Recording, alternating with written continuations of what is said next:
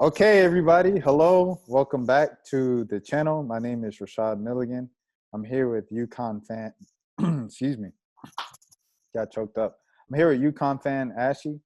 I'm tripping. I'm so sorry. I'm here with UConn fan Joe and South Carolina fan Flash fan favorite. AKA Ashy Knuckles. Now, we talked about it. Joe just said hashtag fan favorites. It's literally like, I gave the fellas a week off, okay, because I didn't want to have just a whole summer of them having the same debate they've been having for the last 2 weeks. So I gave them a week off, and we try to come up with some new ideas and some new things to talk about. But in this week off, in the comment section, the folks, including Sue, the folks who came and supported me back in January, back in December, back in November, the same folks now asking, I miss Joe. Where is Joe? Where is Joe? Got it. So I had to reach out to Joe. He talking about, let me see what my agent talking about. He showed up 35 minutes late today. He got a so this is what y'all did. First time. This is what the comment section done did to Joe. This is what the comment section done did to Joe. And they don't talk about folks is blowing up his Twitter too. Go ahead, Ash. They don't. I mean, the commenters done turned them Hollywood on us, man. He done turned Hollywood on us. I don't know what to do with him. Joe, my 35-minute late is still Joe, like 2 hours. Yeah. Ash was a whole series. It was a whole 3 hours late. Like, we could have watched a whole movie before Ash came on that. I'm saying mine was due to sleep. That was my excuse. I don't know what Joel's was. Mine was due to I was knocked out. But yeah, I mean, regardless. Also, speaking of Joel being Hollywood, I follow this man on Instagram, liked a couple of his posts, commented, my Brody 100 with the fist emoji. You know how we you did? I did. I didn't get that. I ain't get no love, bro. I ain't even get a double tap on the comment. I'm like, dang.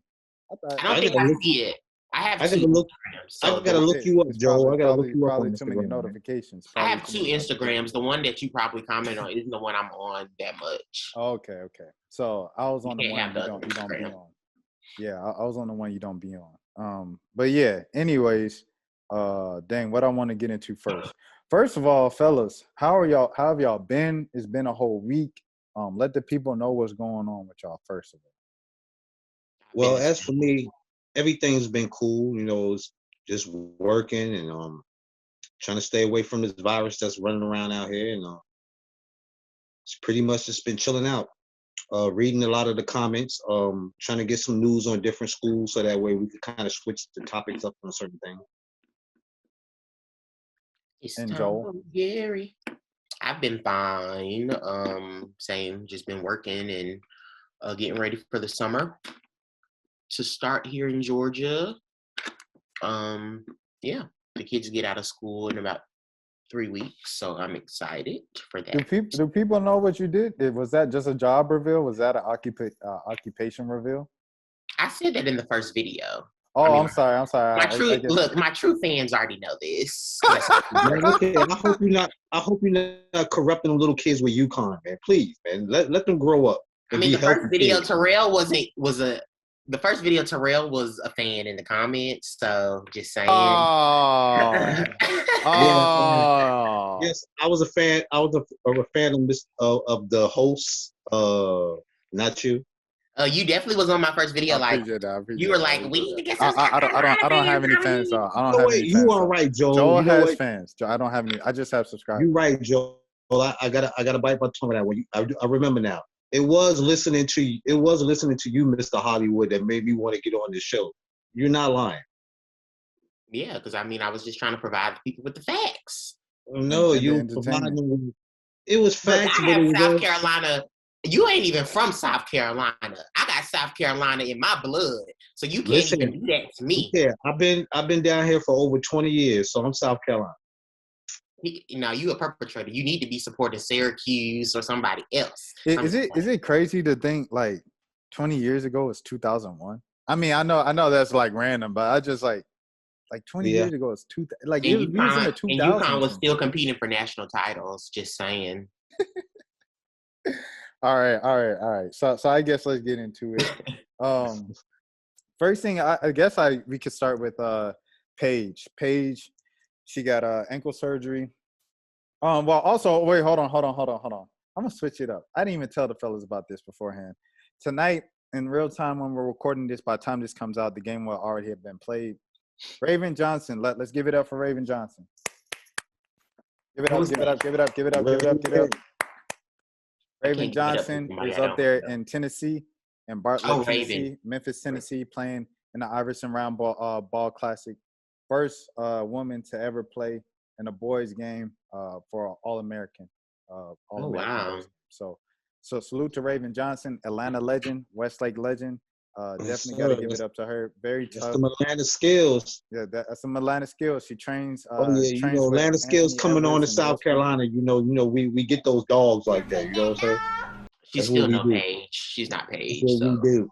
She nice though. She tough though. She nice. She might not be paid, but she's just not Paige. That's all I'm saying. We'll see what she becomes. In no a player years, of the year. We can put money on it right now. I got a hunter that says Raven Johnson will not be the player of the year in women's college basketball. Anybody else want to take that bet? Anybody else? Joe, that this is not the weekend for that. I just lost. I just lost 100, man. Oh my God! I was telling Terrell when I first got on. I was like, man, it's been a tough couple of days. I just lost 100. But, I got a bet. Anybody wants to take that bet that Raven Johnson will not be the player of the year as a freshman in women's college basketball? I got a bet for you. I got a bet for you. I bet you we get a national before y'all do. So why didn't you take the Raven Johnson bet though? Because there's a lot of players. There's no telling who's going to be playing. There's so many players on South Carolina. There's too many players on South Carolina. Look, Joe. This is using your argument. This is using your argument from last week. She hasn't done anything yet? No. Paige didn't have she kind of had more wiggle room, when she worked into the starting lineup. Because it's just like this year for UConn was, 7 freshmen? It was kind of, it was a season of transition this season. So you're saying it was easier for Paige to get it? Versus what Raven Johnson is entering this year with South Carolina, yes. She is nothing but dogs in front of her, man. She's in the dog pen. The only reason I wouldn't say that is because, again, Paige broke the records of all-time greats at UConn. I'm going to keep going back to that, and that's not okay. Easy to do. Right. So salute to Paige. Salute, for sure. And we've had other freshmen in our past that have been entered in the starting lineup. Y'all didn't have with the current roster y'all have right now. Y'all did not have no point guard besides Avina that y'all could have gave it to, but Paige. So I just don't get the argument. We've had worse teams. The argument is Paige. It wasn't easy for Paige to win it, if that's the argument. No. Argument is Raven. I'm just saying. The argument is Raven have Penny in front of her. She has Zaya Cook in front of her, so she's not going to just come in and get the PT that she's got to share points and boards with Aaliyah. Well, let's be clear. Gino Auriemma has said in his interviews that he did not intend on Paige starting when she was coming to him for summer school. She got there, and he was like, "There's no way she could come off the bench because she's after 2 days of practice. She was clearly the best player out of everybody." Think about it. Who did y'all have? If Raven is the best at practice, who cares who's in front of her? If she's the best, she's gonna play. Who did y'all have besides Avina that was gonna run the point if Paige wasn't gonna run it? Y'all had nobody, so she had to come. She was like this. He was gonna start Avina. He wasn't gonna start Paige. I'm just telling you what he said. And I believe that because he likes to take a lot of pressure off of big players as they come in. But he said Paige was so good. Him and CD looked at each other and was like, I mean, she's the best here. There's no way we can't start. Y'all needed everything y'all had on that starting five because y'all bench. I mean, y'all had some players on the bench, but they wasn't ready. This is what the fans said. We digress a lot. The main point is, South Carolina fans, you just saw that Terrell didn't take the bet. That's all I'm saying. The bet was not taken. Like I said, she's not going to be starting to get those time to be player of the year. So would I even take Don't complicate it. Just say I'm not taking the bet because I don't believe Raven Johnson will be player. That don't make no sense. If she was going to start, I would take that bet. Just keep it simple. Thank you, bro. Yeah, he tried to flip it, infiltrate There's it. some South Carolina fans Hey, out there look, that there will was take another that comment. bet. I don't want this to be the comments episode, but there was another comment that there was like, there's like, hey, you guys ganged up on Joel a couple times. Watch out, he might back up. Joel gonna be all right. He a big I boy. can He hit him can take home. it. We used to He it at can fight his UConn. way out of any argument, man. Just like at UConn, we used to having a bullseye on our back all of the time. Oh, But I just Lord, wanted to. it's I like would when have he was taken talking this bet. about. Hold on, Joe. It's like when you were talking about the ESPN list. I'm tired of the UConn disrespect. Who in the heck is disrespecting? Oh, we got to talk about that too. I UConn? forgot, you guys. My bad, guys that tweeted me.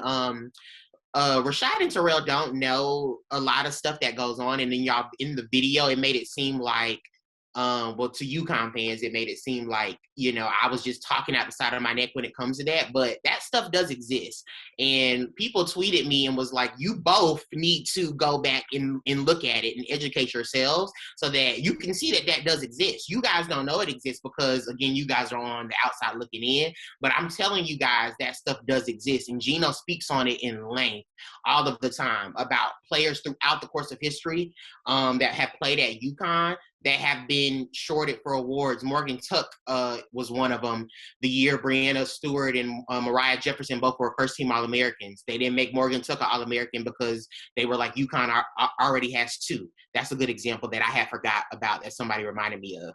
So that type of stuff has happened. So when I was talking about Charlie Cream and Michelle Vopel, it wasn't something that I was just saying. It was something that has been documented that people have done. And a lot of people feel like, it kind of comes with the territory with UConn being so successful, but I don't think it should short that the kids that choose to come to UConn, I don't think that they should be punished for people being tired of UConn, because at the end of the day, like, kids are kids at the end of the day, and if they work hard, we got to give them their accomplishments. But a lot of journalists and a lot of people who cover the sport, they don't. They just, and I get it that, we want to push parity.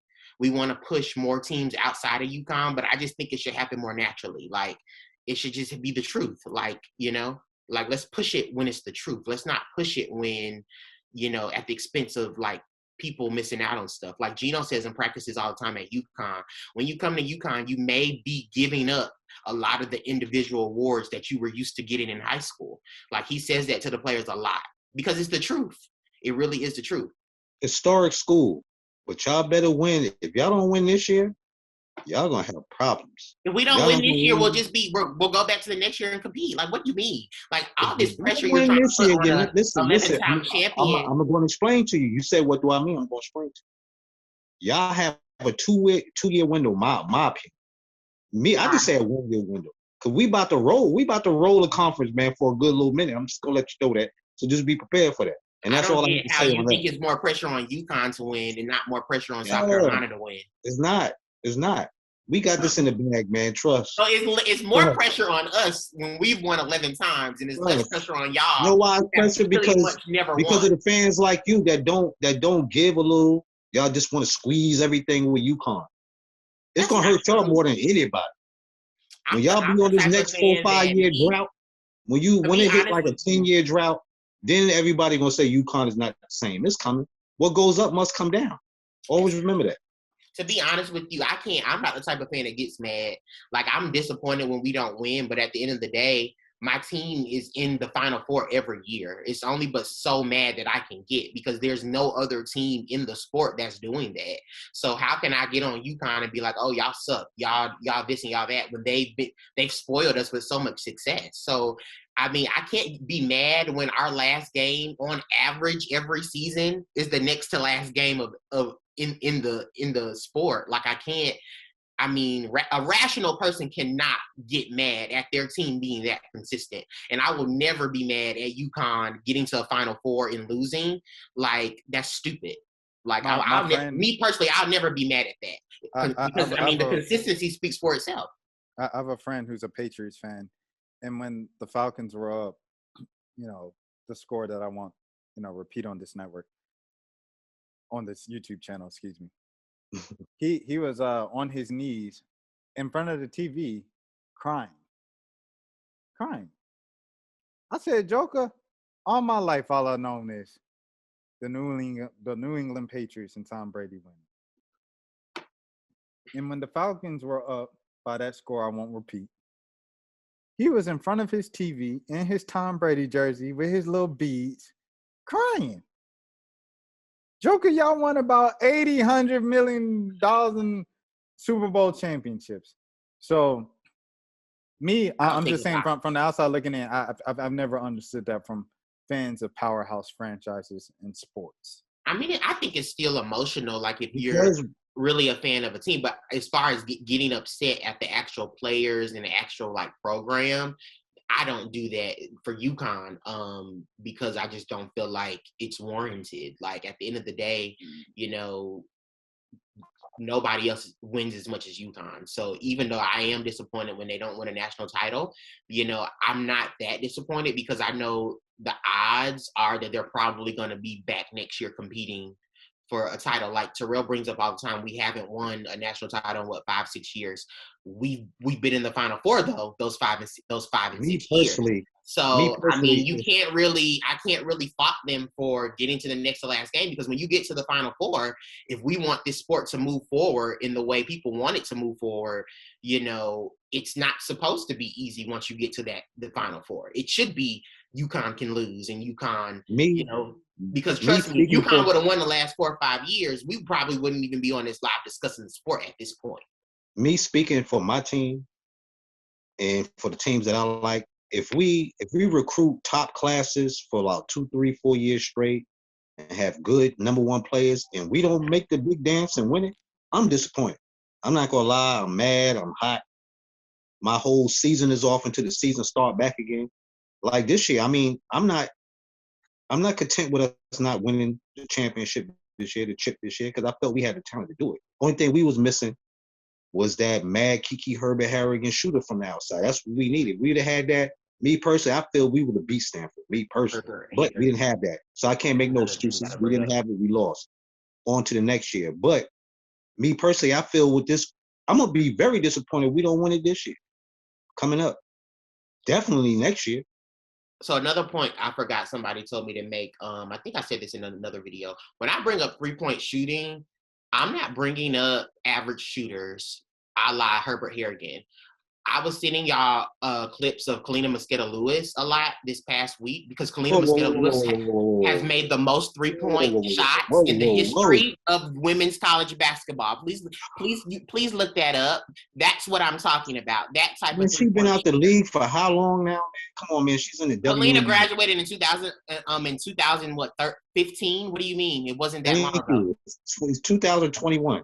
So when I'm talking about shooters, I'm talking about Kalina Mosqueda-Lewis caliber shooters, Maya Moore caliber shooters, Samuelson caliber shooters. Not we make a 3-point shot every other quarter. I ain't talking about that. I'm talking about lights out. We don't need 3-point shooters. We blow. South Carolina has never had that type of shooter ever. We don't need that because we blow teams out by like 30, 40. I'm just letting you know in the future when I bring up 3-point shooters, don't bring up these average shooters because that's not what I'm talking about. When I'm talking about AZ, I'm thinking AZ could possibly take that record from Kalina. Kalina has the record. Possibly, but most 3-pointers in the history of the game. That's in the history of the game. Nobody has made more than Kalina. Can she get in college first and then do it? Then we could probably jump on that. No, I'm just letting you know. When I bring up AZ, that's the type of shooter that I'm saying that UConn has not had in probably in a while, probably since Lou. That's all I'm saying. You thinking AZ is going to be on that page level, but if she's not on that page level, it's not going to go too good for you, man. But y'all still going to be a good have to be team. On page level for us to be successful. UConn is the ultimate team, but you know I don't take nothing from your players because they're great. Y'all have a great bench. Y'all got some great starters, and y'all definitely have a great one in Page. Can't take nothing away from that. But y'all gonna need more than that. That's all I can tell you. Some dogs coming from y'all. And some dogs. We're gonna need more than that this year, and we still got the dogs is coming for y'all, man. You know how. Remember when y'all came to Colonial Life Arena? Remember that? We'll still get to a Final Four, like I said a couple minutes ago. Like at the end of the day, is UConn gonna get to a Final Four next year? Yeah, and that's I mean at the end of the day, as a fan, there's only a handful of teams. Is all I'm worried about. There's only a handful of teams that got a possibility of making it. You got who you have. You got the Louisvilles, You have the Baylors, you have the South Carolinas, you have the Stanfords, you have the Marylands. There's not too many colleges, too many teams that's just going to take it. There's only a handful. So it's really between those teams, those schools that's really going to take it. I mean, if I had to put my money on one team in women's college basketball making the Final Four, I would put my money on the team that's made it the last 13 years straight. Well, if I had to put my money on it, you already know who I'm rolling with. Dawn Staley, the greatest coach in the league. Because you weren't ready to put your money down on Raven. Greatest, because she's not going to be a starter like your girl is. Your girl. What about first team All-American? We can do first team All-American. You want to do first team All-American? You can bet whatever you want. Raven will not be a first team All-American either. Yeah, because she's a bum. She's trash, man. What more can I say about her? She's just not as good as Paige. Paige was not only a first team All-American, she was player of the year. Let's say first team All-American. Will Raven Johnson be a first team All-American next year? She will not. Anybody who wants to take that bet, please send me a message. $200, $300, $400, $500, a stack, whatever you want. Can we make that bet that we're gonna crack y'all in Colonial Life? What's your Cash App, Joel? Shout out your Cash App for the people. $ Joel Roebuck. If you want to take the bet, just let me know. Repeat it again. I want to know if you want to take this bet. You want to take this bet with this game we got playing at Colonial Life? I'll take the bet with the game if you take the bet with Raven. If you take the bet with Raven, I'll take the bet with Raven. No doubt. All right. You know, I'm going to be petty. I'm going to take the bet. And even though I know it's a losing, it's going to be a losing. You got my girl. My girl's not going to have that PT Why time. Is it a losing bet? Why is it a losing bet? Can you listen? I'm explaining to you. She have dogs in front of her. You feel what I'm saying? She got players in front of her. So she's not going to get that time on the floor like Paige got. So I'm going to take that just for you to take the bet that I want. I want that bet when y'all come to Colonial Life Arena this year. That's what I want. So the bet is what? We're going to come and lose? Yeah, definitely. Okay. By double digits. No, absolutely not. All right, so let's bet double digits. And see, the thing about Terrell doesn't realize. Let's bet double digits. I just said I took the bet. Like, yeah, cool. I took the bet.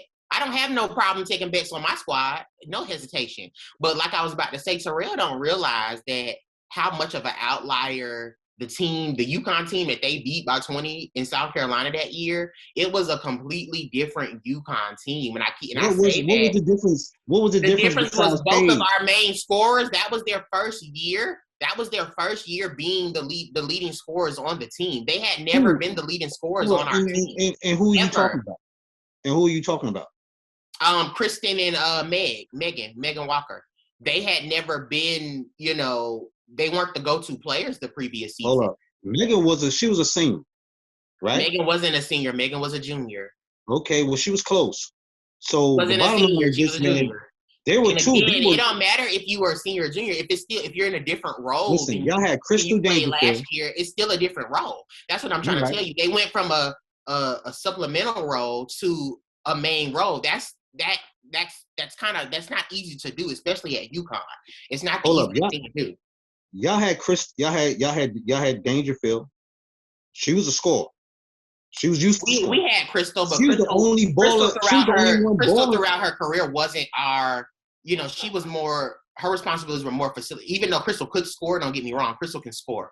That wasn't her role on UConn's team unless she absolutely had to. So, that season, I'm just telling you what the makeup of our team was. Megan was a go-to scorer. Kristen was a go-to scorer. That was why, and we played South Carolina on the road at that with people in the stands. Not like how this year y'all came up to Gamble and got away with playing UConn without no people in the stands. We got to put an asterisk by that as well. So, because while y'all say, the game was close at Gamble this year, okay, Aaliyah Boston and Zaya Cook and them have still yet to play a game at UConn when it's full capacity. So let's put that in the atmosphere as well. We played at y'all place their freshman year. Last year, COVID. This year will probably be at y'all place. So they've never played a game in front of the Gamble crowd either. So we don't know how they're gonna play in front of a full capacity crowd at Connecticut. And by the time we see it, they'll be seniors, which isn't the same thing as Paige having to go down there as a sophomore. That's what I'm waiting on when they seniors and we get to go up there. Yes, that's what I'm waiting on. Y'all gonna lose. Look, I'm just trying to tell you. I'm not even trying to be shady. When you Go back to Doris Burke. Doris Burke would say it all the time. When you give Gino Auriemma the most dangerous chess piece on the board, you got a chance. And I feel like we got the most dangerous y'all got one piece. Man, look here, man. If we didn't have Paige, I wouldn't be as confident. But when you got the best player in the game, I mean, you gotta play that. Man, look, I done did the research on your girl, DeBerry, Puffenberger. I be doing research. Go do some research on my team before you start talking. There's nobody there worth doing research for. Man, look here, I feel you. That's why when we come up there and kick a hole in y'all back, it's gonna be 100 excuses. I already know. I mean, if y'all win, it's not gonna be because of y'all new pieces. Even you just said that. So you said it's gonna be because they're gonna play a factor. It's going out of those 4 girls. 1 minute you saying they're not gonna get the playing time. Next minute you saying not the playing time to have the impact to be a Naismith Player of the Year. Like that's 2 different things. Of having. So Rashad, you don't think no. Hold on, Joe. Like there's a difference between like she helped the team win this game, and she's hands down the best player in the country, Naismith Player of the Year. Back-to-back years, we have freshmen winning Naismith Player. Like, like that's not gonna happen. There's just not. There's 2 different. As you know, it's levels to this, right? So it's like you can be like, just to throw out a name, Kristen. Kristen can help UConn win some games, right? And she can be a key contributor, one of the best players on UConn. That doesn't mean that Kristen is in the running for Naismith Player of the Year. Which is why I'm trying to constantly establish the difference between these other players that he be talking about at South Carolina and Paige Beckers. It's completely different ball game.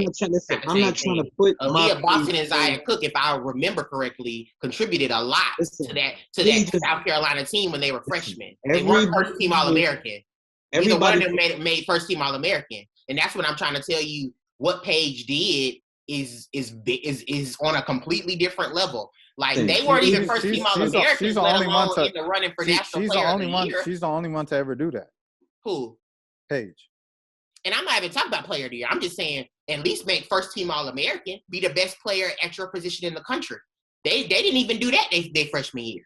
So when we speaking on Paige, let's put a little bit of respect on her name. That's all I'm trying to say. We don't have to put no respect on her name, man. We put some respect on her name when she get a chip. Then we'll put some respect on her name. But until then, she's in the boat with everybody else. Y'all already know. Y'all already know Rashad Milligan support full Pistol Page buckets stand. Y'all already know that.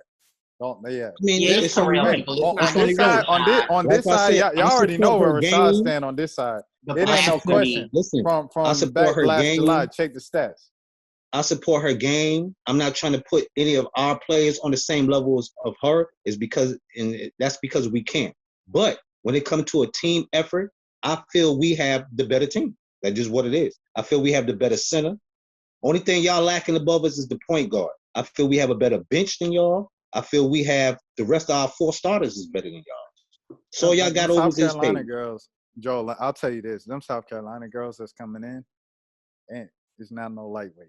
I've seen their highlights. We ain't worried. I appreciate that, Joe. Thank you so much. We ain't worried.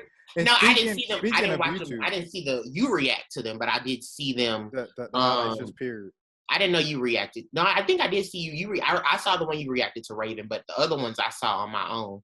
Okay. But again, like the ones that I did see coming in, I didn't see one player even close to AZ's talent level. So again, I'm not worried because we got AZ. Listen, man, you talking like AZ just been out here to this man. Look at did you watch the I'm talking like AZ was the first sophomore in the history of the game to win Gatorade Player of the Year. I don't think you can use that one. That one ain't fair. Like what you mean? I'm talking like AZ was the only sophomore to ever win the Gatorade Player of the Year in high school. She could have been like an 8th grader back then. You know what I'm saying? Like I don't know, but they didn't have it in the description, so. I know the junior year. You gotta stop acting like Don Staley if given the opportunity to take. She would throw her recruits that she got if she could get AZ, and this is just a hypothetical world, just like trades happen in NBA all the time. You see Anthony Davis trade to the Lakers. 4 or 5 players was in that trade. Don Staley would happily trade away Raven, whoever else was in that dang class for one AZ Fudd. Please do not get that twisted. In one page man, we got you would happily throw them away. So what we got? We got what the what we got, the 2, 3, and the 4, right? Or 2, 3, 5? 2, 3, 4, and then 15. and yeah, 14. I think she's 14. Hold on, let me look. I literally have the tab right here. Y'all have They got 2, the 3, 2, 4, 3, and the 4. and no, but they also have 14. Who I reacted to this week. We got Hold on, 4. has 5 and I'm getting 15. hot. We got 4 or 5 pause starters. it. Hold on. All right, hold on. Let me pause it. All right, I'm resumed now, and yeah, let me pull up the screen for you guys that we've seen a couple of times. UConn has 1, 5, and 15. I've reacted to all of these people to plug myself. Dutch. How do you pronounce this, Joel?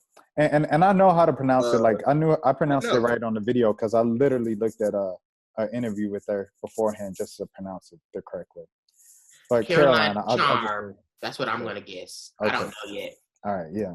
I'll know when the season starts because the commentators will be saying her name. But I'm gonna go with Caroline Ducharme. Yeah, she's a 6'1" guard, big guard. She also shoots a deep 3 ball. AZ is crazy. She's only 5'11". Well, I mean, I say only with like a grain of salt, but I mean that's what Paige is 5'11". Yeah. But with Caroline being 6'1", it's like that's how you know she has Caitlin Clark range. And then Raven is tough. I haven't watched Rivers or Fagan, and I know that Terrell's big on them as well. And then this is my thing with it, Rashad. Like he said, those players may not even get a lot of playing time. So like I know if AZ comes in and she's balling, Gino gonna put her in the rotation. She may even start. Is Raven, Sanaya, and Fagan, do they have chances of being starters on that South Carolina team? I don't know because I don't know their team like that. Listen, ain't nobody starting over Cook. Nobody gonna start over Boston. Ain't nobody gonna start over Henny. The only ones don't be talking about Cook and Henny just like they first team All-Americans. The only ones out that starting 5 that could get snatched out their starting 5 position is Victoria Saxton. And let me think, who else? Yeah, I know they'll definitely snatch her out. They'll snatch Victoria Saxton out. That's about maybe it. And puts Sanaya Fagan in her position. My power. Y'all need to stop worrying about us anyway. Like we're not worrying about y'all. We're not worrying about y'all. We're not worrying about y'all. Y'all still. We don't worry about y'all. We don't worry about y'all till February. That's when we worry about y'all. Y'all got a couple more levels to get to us. Y'all need to worry about your own little people down there. Good, bro. Kim gonna come down there and start whipping up on down. We gonna be up there watching like Kim good. That's okay. You're right. There are levels, but we are the last one to have a championship. Out of our arguing, we beat y'all ass. We got a championship before y'all got one. Wait, I had another good point too. When Joel, what did you just say, Terrell? Nothing much. We gonna leave that like right there. Blasphemy. Could you say it again? Nah, I don't talk blasphemy, man. I don't. You said we're the last. Y'all. Yeah, you said y'all are the last ones to win a championship. Yeah, we the last one out of all our teams. Between me and you, we always debating. We up on y'all with a chip. Catch up, Mustard. Y'all got one championship, Terrell. Do you now have stupid catch up, Mustard? That's what we need for that. One championship. But we're not gonna keep going in circles with that about how many championships. That's just like saying the Yankees. The Yankees got so many championships. We're gonna keep going in circles until you realize that 11 is a lot more than one. You gotta realize listen, that's like me saying I knocked out 11 dudes 10 years ago. That don't mean nothing 10 years ago. If you did the 4 that talking about now. The 4 that Stewie won alone is still more than what y'all. I can't talk about who I beat. I can't talk about who I beat. Got more championships than your whole program. Brianna Stewart got more championships than your whole program. I can't talk about the past, man. I gotta talk about what's popping now. I can't talk about what I did years ago. I said in a previous video, when you got history, you don't mind going. See, Aaliyah, and when we put that tower in there off the bench, ain't nobody driving in the lane. 6, 7. I don't think she's gonna come off the bench. I think she's gonna end up being a starter. Nah, we don't need that's not enough people to space the floor. Mark my words, people. Terrell is saying that girl won't be a starter. That girl is gonna be a starter. Nah, think about it, man. How they gonna put her in the Aaliyah Boston? They can't Terrell, spread the floor. Get that girl to bring her off the bench. Trust me, man. I know my team better than you. Okay, she'll be coming off the bench. If you're right, you're right. But when you see that you were wrong, just remember this video that I told you that girl gonna be in the start. I don't know if it's gonna be in the NCAA tournament, the Final Four, but she's gonna start eventually. Yeah, maybe in the tournament and all that, but in the beginning of the season, you'll see what I'm talking about. No, I didn't say. I said eventually she's gonna be a starter because there's no point for Don Staley didn't go get that girl to not play her alongside Aaliyah Boston.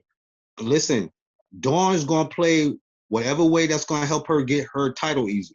She's not gonna go just by she's 6'7" and she was a player of the year, and I mean freshman of the year, whatever you want to call it. She's not a scrub 6'7". She's good. She's good enough to start on y'all team. She's definitely good enough to start on y'all team. She's good, but she's not averaging more. She's not averaging more than Aaliyah. She's not going to take Aaliyah's spot. I didn't say she was going to start before Aaliyah, but she's definitely has a bigger upside than Victoria Saxton. So you think they're going to have? Why you say her name like that, man? Victoria Saxton. And who else is it? I don't even know who else. Bree Beal. Bree Beal. Hey, those same people killed you. 14th team All-Americans. 15th team All-Americans. Remember about 20 minutes ago when you was giving all the reasons why your team lost in 2019? Remember you was like, we wasn't this. I got the same excuses you had. We wasn't the same team. How about that? We didn't have them dogs. We didn't have that dog that could hit that jumper from the outside. Remember when Kiki was killing y'all? That talent thing is a miss too because I forgot.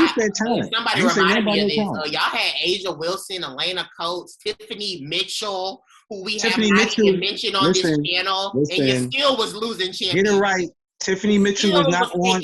Tiffany Mitchell was not on our team when we won the national. Sorry. She wasn't, but I'm saying she was on your team when you didn't win. Yeah, because Asia Wilson was coming. Tiffany Mitchell was a first team All-American, if I'm not mistaken, Rashad. Please go back and look that up. Asia Wilson was coming off the bench. Tiffany Mitchell? No, I said Asia Wilson was coming off the bench that year. Asia Wilson only came off the bench one year. That was her freshman year. Yeah, her freshman year. Exactly. I'm talking about her sophomore, junior, and senior. Y'all won her junior season. Y'all lost her senior and sophomore seasons. You said that y'all were losing those years because y'all didn't have enough talent. That's not true. No, I wasn't saying those years. I'm talking about before Asia came. Before Asia came, y'all had coach. Y'all had Alicia Welch. Alicia Welch wasn't no scrub. Listen. We was not winning like that. We was not winning like that. All I'm saying is y'all had some good players. Which lets you know Asia Wilson is a hell of a player because we didn't start winning until she came. The first 5-star player we ever got, ever. Well, I mean, it still took Asia 2 years to get there. Now we're rolling 5 stars out of our campus like a factory right now. You know what I'm saying? Everybody want to come play for us right now. That's not true, though. Tiffany Mitchell was a 5-star, I think. Tiffany Mitchell was not a 5-star. I'm trying to. She was a first-team All-American, I know. Look that up, Joe. Tiffany Mitchell was not no 5-star. Ooh, they're disrespecting. See, he don't even give respect to South Carolina legends that came. I'm giving them respect, but I'm just letting you know that we were not. Alicia Welch was not no scrub for South Carolina. I'm not saying. Listen, I'm not saying she was a scrub. I'm not saying she was a scrub. Is that first team All-American Tiffany Mitchell? Please know your own history of your own. I said 5-star. I said nothing about. I ain't say nothing about. I'm not saying she wasn't an All-American. I said she wasn't a 5-star. That's what I said. Amina Mosqueda-Lewis should have been a first-team All-American that year. Just saying, but coulda, shoulda. Like Zowie B, Amanda Zowie B. She should not have been no first-team All-American. But And look, and that's the only player we got on there. But let you tell it before I brought this up. Y'all got 3. Y'all didn't have a first-team All-American. You got Mariah Jefferson, Kalina Mosqueda-Lewis, and Breonna Stewart. Poor Connecticut. Poor UConn. Everybody just hates them. Right? They get no recognition. UConn. Just poor UConn. And that was another thing I want to say. Wait, hold on. It's just the perfect opportunity for me to slide this in. The one thing I literally just thought of when you said about the UConn fans of tell Rashad and Terrell to go back and do their history on what's been going on. You cannot talk to a single fan base of any team in any sports in any league that doesn't believe their team has been slighted in some type of way. Everybody has a chip on their shoulder. Everybody has something that right. They feel like their team in specific is slighted on versus every other team. whether it be So this is an attention, example right here ref on this calls. Talita Mosqueda-Lewis's second team, and they probably put her second team because Stewie and Jefferson were already first team. So that's what people mean. And actually, I'm sorry, this year Jefferson is a second team. So Stewie is the only Connecticut player that's first team on this list. So yeah. Oh, it's quiet because I was and Mariah reading. Jefferson probably was first team this year too, probably. What year is this? This is like what? 14, 15. So this is when this is their junior season. Yeah. I think Mariah Jefferson and KML could have been first team this year, but whatever. Definitely over Zowie B. Who else is first team? Tiffany Mitchell, she should be first team. She was good that season. Joy Lloyd, definitely first team. Nina Davis, Baylor, I don't know about Nina. She was good, but I don't know about her for first team that year. Yeah, like Nina Davis and Amanda Zowie, those were the two questionables that I would have. I used to thought Amanda Zowie was going to do much better in the WNBA than what she did. Why? It's like when you don't hear nothing from her. Why did you think that though? Because she was balling out in college. I didn't know. I didn't really watch her like that, so that's not even for me to even speak on. But I don't really know her career like that. But I just wanted you to bring that list up because Terrell's always like, before we got Asia Wilson, we didn't have anybody. No, y'all had a first team. Yeah, I'm saying Tiffany Mitchell. That's one player. Who cares? It's one player that you weren't mentioning before today, so you need to mention her when we discuss it. Listen, man, I don't have to mention nothing. I'm mentioning those who won the championship. Tiffany Mitchell, do you hear him? Do you hear him? Listen, I'm calling on the ones who bought the chip, man. I love Tiffany Mitchell. She's always going to be players Carolina. that have hung y'all Final Four banners. She's always going to be Carolina. Tiffany Mitchell is the reason y'all have Final Four banners hanging in y'all rafters. Do not slight the players that have. I'm not slighting her. The whole thing I'm saying is I honor Asia Wilson over her. That's all I'm saying. We clearly see y'all franchise does too, hanging statues for people that only got one. Because she's a baller. She's MVP of the league. You know what I'm saying? That's what happened when you leave. When you get a tip, when you get a chip, and when you go to the WNBA, become MVP of the league. It's possible you could get a statue. Stewie definitely was MVP of the WNBA and has more WNBA they don't think of her highly enough. They don't think of her highly enough. She does not have a statue at Connecticut because we aren't surprised when our players go on and do great things because they were doing they would give that. You know why? Because You know why? Because Maya Moore would get that. She wouldn't even be considered. Sorry. Maya Moore would get that statue. Wait, you said Stewie wouldn't be considered. Stewie is in the greatest of all time. She's in the conversation. She's in the conversation. But when you have multiple people in the conversation, Terrell, you can't really. She's in the conversation, but she would not get the statue over Maya Moore. That's all I'm saying. All I'm saying to you is nobody's going to get a statue because when you have that many greats in the conversation, you're not. Y'all gonna get one because y'all about to be. You only got one person in the conversation. Listen, you can erect a statue. Listen, once y'all put that, no better than this. Once y'all get that 10-year, once that 10-year anniversary creep up, or y'all not having a chip, y'all gonna squeeze a statue in there. This is the difference between UConn and South Carolina. Don Staley putting that statue up to me says almost to players like we don't even expect to ever have another player greater than Asia Wilson. Nah, you know what that's telling you? Nah, that's not what it's saying. What that's saying, Asia Wilson is the best player that y'all ever will have. This is what that statue. This is what that statue saying. You don't have to go to one of these big schools like Baylor, Connecticut. Come to South Carolina. We're going to make you something. We're going to send you to the WNBA. Listen, we're going to get you a chip. We're going to send you to the WNBA. And if you're a very impact player, just like they have the Ring of Honor, we got the statues of honor. One championship. Hey, you got to start somewhere. It's better than none. And y'all need to be split championship banner with Morgan Williams because if she don't hit that shot against UConn, y'all don't beat us in the final because we blew y'all out that year.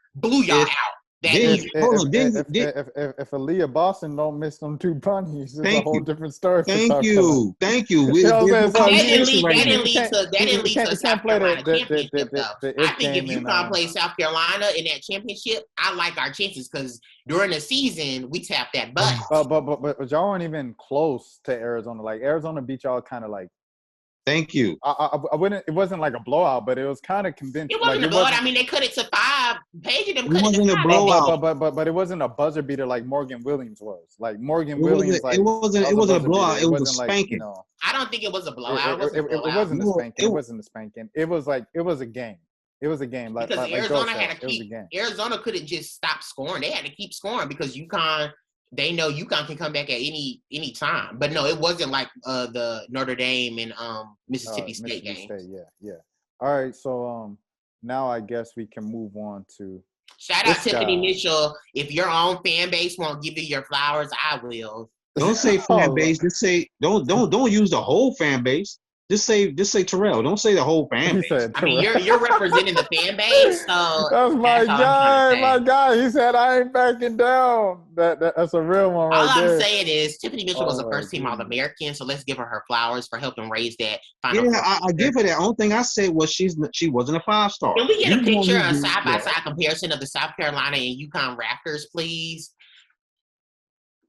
I just want to see it again for dramatic effect. Well, can we watch a 2019 game for dramatic effects? Can we do that? Public that we hang one banner in our stadium. I honestly don't remember what South Carolina has in their rafters, so I just want to see. I mean, we got one championship and one banner noting. Hey, Rashad made the switch. I was not ready. Look, okay, I didn't even know what he was laughing at. I was just scrolling. How come? Terrell, how come the Final Four banner isn't as big as the national championship banner? You said why is the what? Why is the Final Four banner smaller than the national championship banner? I don't know. You got to ask the people that made it. I can't ask you that. I can't answer that question. It's almost like the national championship banner is more significant. Okay, so if the Final Four banner isn't as significant, why is it even up there? That's my point. I have no idea. You got to talk to Carolina about that. I couldn't tell you. I can't answer those kind of questions. Do you realize how many banners would be up there at UConn if we put our Final Four appearances up there as well? Yeah, well, if we was in that little sweet conference y'all was in, we'd have a bunch of banners too. Oh, now it's the conference. We brought up the conference last video. Like I said, we was in the Big East at a time where UConn, Notre Dame, and Louisville made the Final Four. Y'all have never been in a conference where 3 teams made the Final Four at one time. We never had Dawn Staley. We didn't have good coaches. So what's we up? Had trash. What's up? I see your weak conference and I raise you facts. Mr. Joe, we're talking about now, man. Can we get to the future, man? Stop talking about because when you say stuff like that, I'm gonna educate you and let you know we've done that. I'm talking about present squads, man. Been there, done that. We've been in the best conference and still won. I'm not going past anything past 2017, man. I don't. Bring up the conference argument, South Carolina fans, because I'm ready. Hold up, you said what? I said don't bring up the conference argument because we've been in the toughest conference and won during those years. So what did your current star player say after she said we're in the toughest conference? What did she do after that? What did she do after that, Joe? We saw you watched the video last because time. She's a player. Y'all can't say it. He can't say it. Paige can say it because she's a player. He can't say it. South Carolina fans can't say it. Listen, what did Paige do after she said that? We saw what she did. Laughed because she didn't believe it herself. My argument is not that our conference is the best conference currently. My argument is that don't say that UConn can't be in a tough conference and still compete. Listen, man, I done gave you. Listen, We've done that. So let's give us our credit. We've done that before. UConn will play anybody, anywhere. Everybody know that about Gino Auriemma. He's not afraid of nobody. To be honest with you, I think y'all would prosper in any league. To be honest with you, you can prosper in the SEC. I'm not saying that. Only thing I'm saying is, only fight and argument I have with you is when it comes down to our two teams playing each other. Anything with that, don't deny any greatness y'all have. I'm not trying to say none of your. I'm not trying to say none of your team, none of your players is dumpster juice. I'm not saying none of that. Only thing I'm saying is you can't say that because we can't match y'all with championships. We can't match y'all with all the banners y'all got. I just want you to realize if you can't match us with championships, there's nothing to match us with because at UConn, that's all we care about is national titles. I'm saying if you're saying that y'all can't match us, then there's nothing. And I understand that. So the point I'm trying to make is the only thing y'all worry about is championship. Y'all getting a little bit. Aren't y'all getting a little bit disappointed because year and year after year after year keep passing and y'all not getting one. No, we're not disappointed because when we get lonely, you know what we can do? Look up. You just said championship or books, so you gotta be lonely when you don't. We're not lonely. I'm telling you right here and before UConn, we good over here because we got 11. I'm telling you, we good. Oh, so you're gonna use that argument now that you got 11, you could lose the next 20. You just said that. You said that we're getting a little lonely, and I'm letting you know that we're fine. I'm asking. We can always look up. Excuse me, Rashad. Can you go back to our banners, please? So basically, what you're saying is y'all could lose the next 20 years. Banners, please. You saying y'all could, baby. We can pull that up every time we get lonely. We go right there, right there. True that. So that's why I'm asking. So if y'all lose the next 20 years, as long as y'all got them 11 to look up to, you good, right? Yeah, absolutely. So that goes to show your mediocrity right there. You settle for 11. See, we don't settle for We're one. We're not going to lose for the next 20 years, though. So, I'm not even worried about that. Dawn gonna have about 4-5 before she retires. Look how beautiful that is. I mean, that is just excellence. Dawn gonna have about 4-5. You can't hate on that. 95, 2000. I don't hate on you. Let's just do the years. I'm not saying you did. I'm talking about other haters. I can't hate on greatness. Let's just do the years. 2000.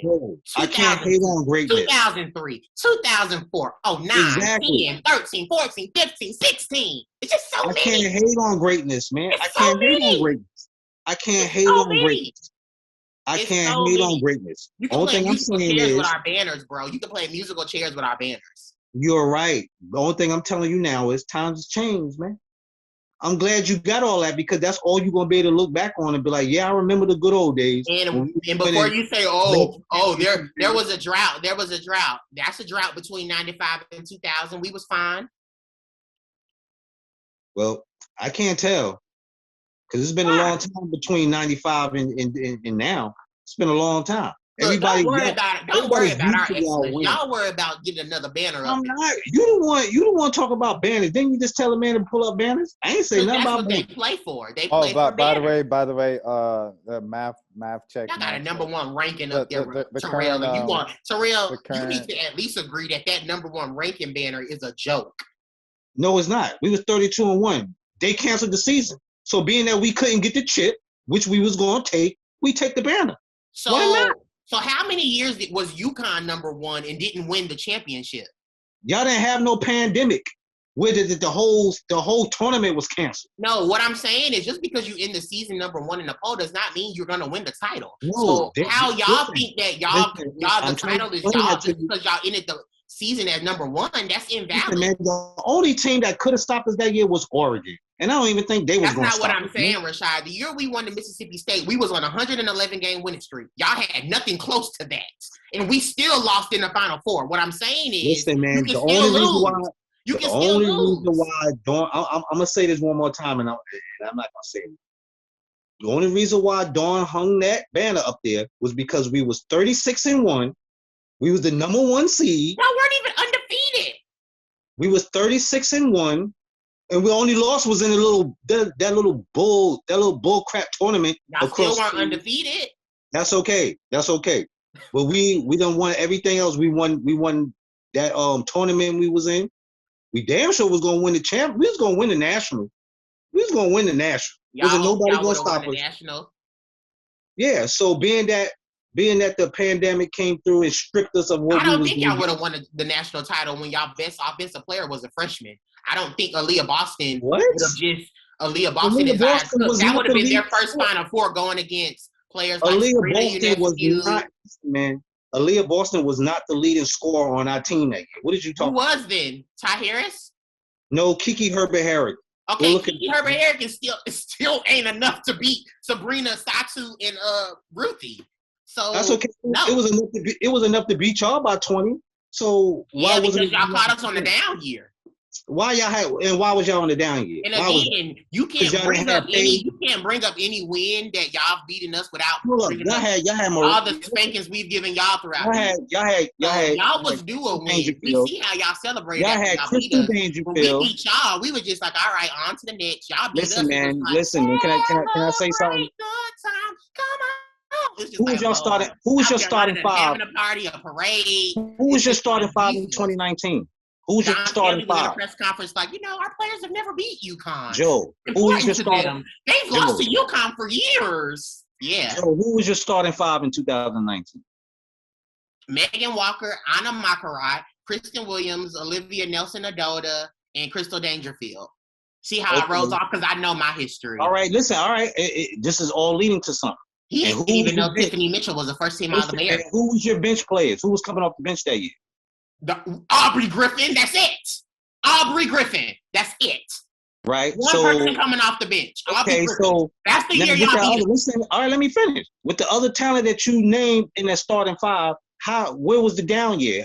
How was y'all down? I just said this earlier in the video. I said Megan Walker and Kristen Williams, they were in new roles. How many times you want me to say that? They were in different roles for the first time. So putting them in them roles from supplemental players to basically focal points in the offense.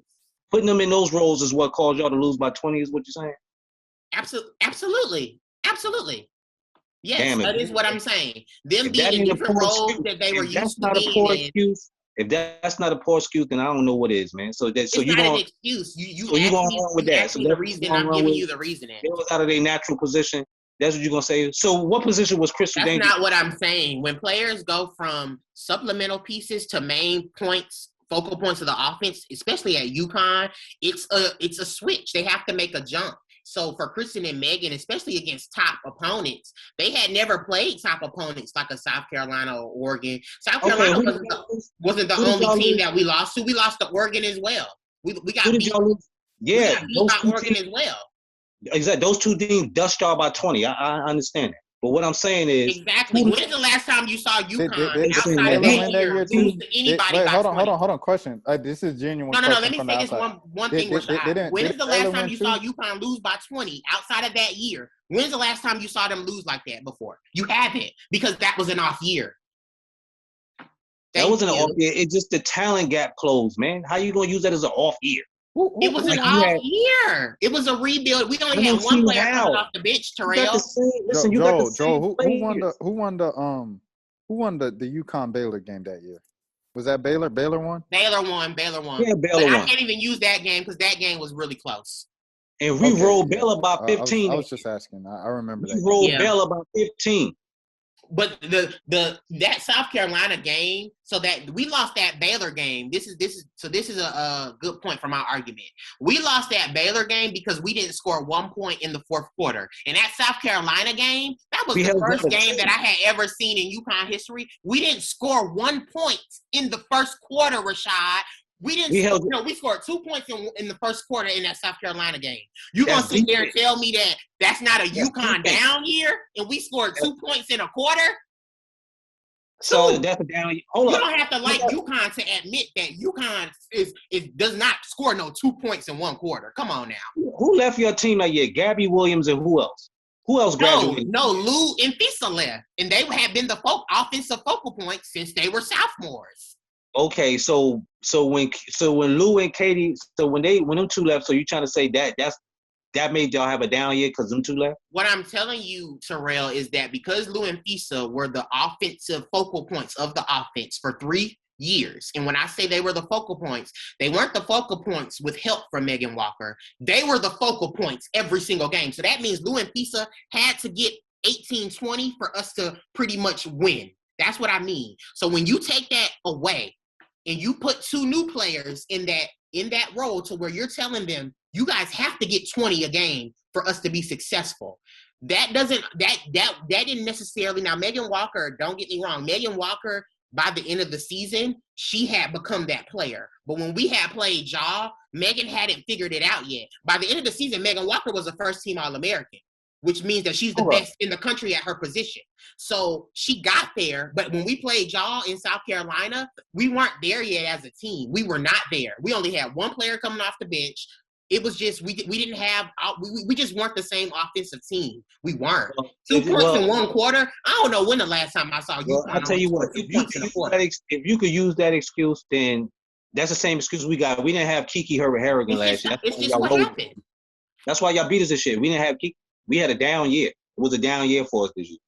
So that's why. No, because y'all still had y'all focal point. Yeah, you see what I'm saying? Aaliyah Boston has been y'all focal point for a couple of years. Y'all still had y'all focal point.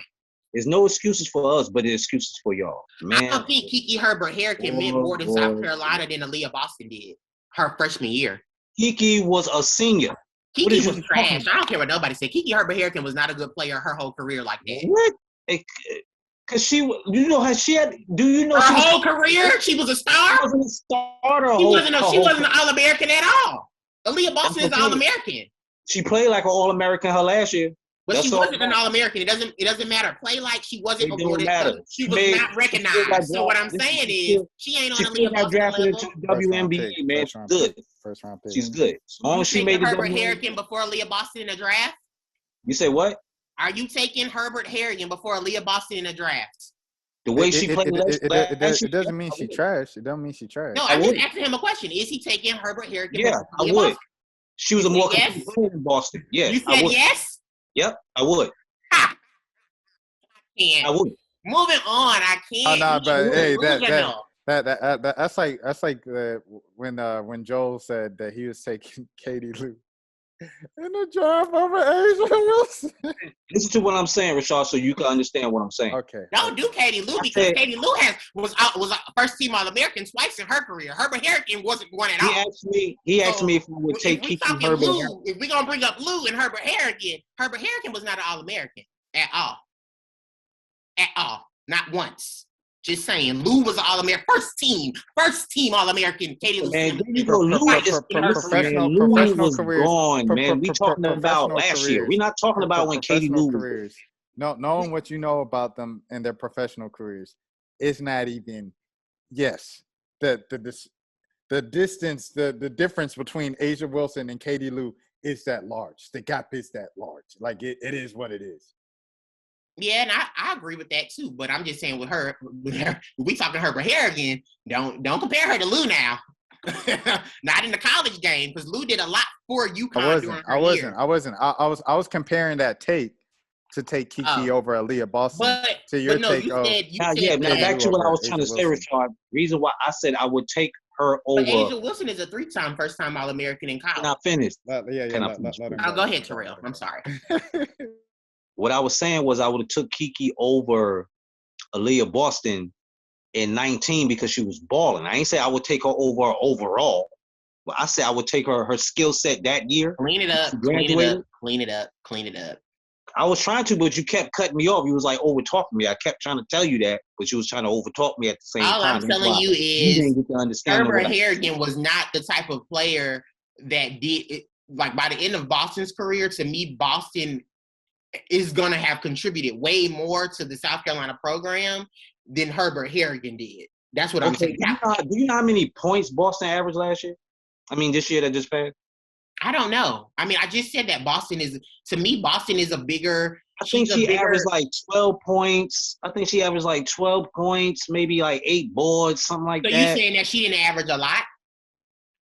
She was this year was down from last year. She was 60% from the field. But she still was a first-team All-American.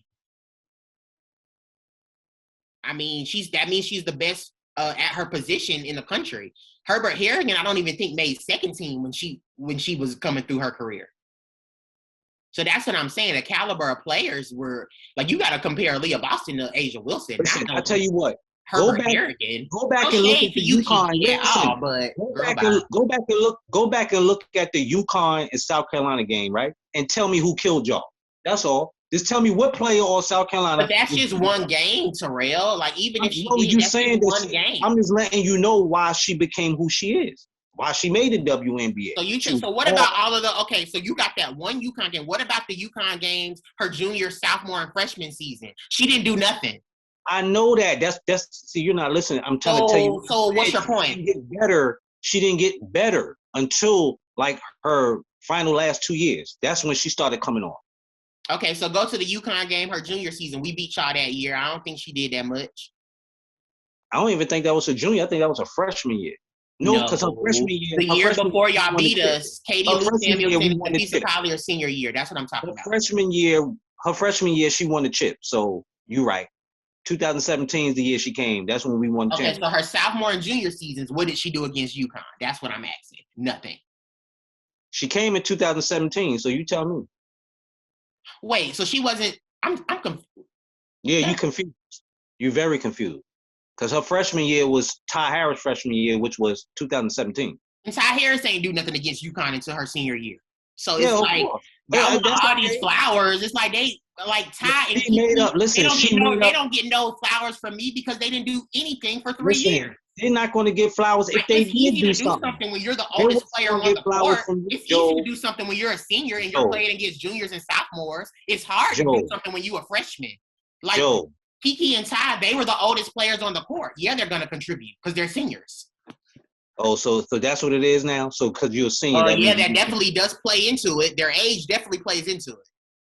Which is why what Paige does is special because Paige does what she does as one of the youngest players on the court. Listen, man, your skill with your age plays into it, not just your age. Your skills play into it. I'm just letting you know, Ty Harris and Kiki Herbert Harrigan didn't do anything against Connecticut for the first 3 years. That's like your girl. That's like your girl Paige was a freshman this year, right? She was outballing seniors, so that don't got nothing to do with. I just said that. I said that's why Paige is special because she did it as a freshman. Y'all players though can't do it until they pretty much seniors, except for Aaliyah Boston, which is why I'm saying, how you gonna compare Aaliyah Boston to somebody you're just gonna be UConn biased. Aaliyah Boston was contributing as a freshman against UConn. Kiki was not. That's one thing I can't debate with people like you because y'all just always gonna look at it one-sided. Me, I could give it to you from both sides. We're debating your team. I'm saying that Aaliyah Boston contributed more as a freshman against UConn than Kiki did. No, how that was her freshman year when we beat y'all. I just told you to go back and look and see who was killing y'all in the game. It was Kiki. Listen to what I'm saying, Terrell. She contributed. Listen to what I'm saying. She contributed more to the UConn win. You're telling me that Aaliyah Boston did not contribute more as a freshman than Herbert Harrigan did as a freshman. You're doing Herbert Harrigan as a senior, as a freshman. That's what I'm saying. As them two being freshmen, yes, she did contribute. Thank you. That's all I was saying. I wasn't saying when Aaliyah Boston was a freshman and Herbert Harrigan was a senior when they were both freshmen. Which also was Dawn Staley's first time starting three freshmen. Exactly, because they were good. Exactly, because we never had players like that before. That's the point I'm just telling you that Herbert Harrigan ain't as good as you trying to make her seem. That's all I'm saying. I can't tell. She's not better than Zion Cook and Aaliyah Boston. That's number 6 overall pick in the 2020 draft. Thank you. Number 6 pick overall in the 2020 draft. Ty Harris was like number 5. Yeah, and they still not better than Aaliyah Boston or Zion Cook. Right. That's my You're right. All I was saying was I was giving them their respect. They're not no scrubs. They might not be like they're not better than National Player of the Year candidates, but they ain't no scrubs. Like they went top 10 in the NBA draft, WNBA draft. Like especially when you ain't done nothing your whole career. Like when you're a senior, you're supposed to be able to produce because you've been playing college basketball for 4 years. Aaliyah Boston came in and was a factor as a freshman. So she's not even in the same conversation as Kiki Herbert Harrigan because Kiki and Ty Harris, they didn't contribute at all in those UConn thumpings that South Carolina got. Don't talk on things you don't know nothing about. You just speaking off the little. What do you mean? What have I said that's not true? You just said Kiki. All right. Well, tell me what Kiki averaged for her career. I mean, up to her senior year. Tell me that. I don't have to tell you that. I know it's not. I know it's not more than Aaliyah Boston has done for y'all. Look it up. You got a computer right there, right? Look it up. Look it up. Aaliyah Boston was a first-team All-American as a sophomore. She won. Wasn't Aaliyah Boston a first-team All-American last year, too? She won Lisa Leslie. She won Lisa Leslie as a freshman. Can you look up and see if Aaliyah Boston was a first-team All-American her freshman season? Can you listen to me? She won Best Center of the Year as a freshman. But did she? I don't know if she was a first-team All-American, though. That doesn't matter if she won the award for the best at her position. I just want to see if she was a first-team All-American. I'm going to look it up anyway, but yeah, I was just saying. And that's what I'm saying. Kiki Herbert Harrigan and Ty Harris were not winning those type of national caliber awards as freshmen. That's all. That's the end of the conversation. They had to lead the freshmen last year, man. There was 2 seniors. There were the only 2 seniors. All I'm saying is if Aaliyah Boston, else was young. I believe Aaliyah Boston was a first-team All-American her freshman season. Penny was young. Victoria Saxton was young. Everybody that's playing now, besides the freshmen, were young. So that's why they was in there doing what they do. All I'm saying is, I don't think she was a first-team All-American her freshman season. I don't think. Thank you. See? No, she wasn't. She was second team. There she go, second team. But, I mean, I don't even think – I'm sure Kiki or Ty Harris weren't second team their freshman year. So Well, that's still better. That's still better than both of them. Ty Harris is third team as a senior. Get out of here. Get out of here. Next conversation. She third team and she a senior. Hey, listen, man, she's so great. I see you, Megan Walker, first team All-American, baby, Chesterfield, Virginia. I done told you before, man, we don't have the players that y'all had or that y'all got. The bottom line is we outdoing y'all now. That's what I'm talking about. The bottom line is you don't be knowing stuff about y'all. I'm not talking about in the past. I'm not talking about 5 years ago. I'm not talking about 10 years ago. We talking about now. We gotta talk about the history because the history is we gotta all know the history. We talking about current time, man. Right now, we all know the history. What current time? They on a break, so until they start playing again, we gotta talk about the past. Like, what you mean? Yeah, I don't want to talk about 10 years ago, though. Can we talk this about? Is not 10 years ago. This is so you can bring up the win from UConn in South Carolina in 1920. At least that was. We can't talk All-Americans from 1920. Man, you bringing up players from 90s. Man, you talking about this is 1920. Look at the list, Terrell. It's the same year. It's the same year. I know. I ain't talking about this particular argument. I'm talking about during our little segment, you have brought up the 90s teams. So what is you talking? That's because he brought up the banners from 95, and I just want to let you know that our banners go back to 95. I didn't get to finish that thought earlier. Just for the math people, the drought between 95 and 2000 is shorter than the drought between 2016 and at least 2021. So what? It's still a drought. 5 years, 6 years, 7 years. It's over 5 years. I'm just saying this drought is longer than that drought. I'm just saying this drought is longer than that drought. It doesn't mean much because I know. Wait, hold on, Joe. It doesn't mean much because I understand the context that you guys have two generational players on the roster. And also the current so it doesn't drought, mean much. The 95 drought wasn't off of 4 straight titles either. The current drought is off of 4 straight titles. So we got to put that in there as well. That's true. So I guess moving on, like Joe wanted to do, I wanted to close with this. Y'all were gonna beat Oregon, and Oregon had 2 first-team All-Americans. Y'all ain't even have a first-team All-American that year. Man, the championship was just y'all's. Please, that was us. That was pocketed. That was in the bag, man. That was in the bag. Y'all don't got no first-team All-Americans, and it was in the bag. It was nobody. The only All-American they had on there, Rashad, was third. There was nobody. They had one third-team Oregon. All-American, and it was in the bag. Listen, they had don't disrespect Ty Harris. Like we respect Ty Harris on this channel. We respect Ty Harris. I respect her too. I'm just going based off the facts. You just put up the car facts. This is the facts, man. Oregon had Satu Sabali, who was a second-team All-American according to Rashad's list. And you had the triple-double machine. We all know who that is. He was first-team All-American. Sabrina Ionescu. First-team All-American. After that, nothing for us. There was nothing for us. There was nothing on that team after those 2 for us. Ruthie Hebert was first-team All-American as well. He just pulled that. Ruthie Hebert was first-team All-American. He just pulled that up. Like I said, right there, first-team All-American. What you mean they didn't have nothing? And I'm going to repeat it again. Besides those 2, they had nothing for us. I don't care about no Ruthie. They got Satu too as a second-team All-American. Those was the only 2 that we had to worry about. We wasn't worrying about nobody. 3 of them, Terrell. I know it's 3 of them. And Satu. It's 3. I know it's 3 of them, but we were just worried about 2. We wasn't worrying about 3. Okay, we was worried about 2. South Carolina. Can you find me the South Carolina players? You got Aaliyah Boston, who you ain't even want to give no credit to, for being All-American as a freshman. You putting Kiki Herbert-Harrigan above her. The blasphemy of it all. See, Aaliyah Boston. At least if you would have came to UConn. We know our history over here. She blew her nose. She blew her nose with y'all. She blew her nose. Listen, man. She blew her nose. She blew her nose on her handkerchief when Gino was like, "Come on, Leah, we need you." She was like, "No, I fucks with Dawn. I don't do the husky thing." You know what I'm saying?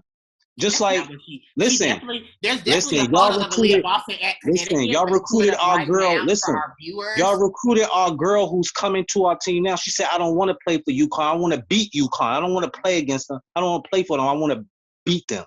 That's the kind of dog Boston we definitely get. was on a UConn visit. I know. Exactly. I've seen a picture of her at Gamble in a hoodie.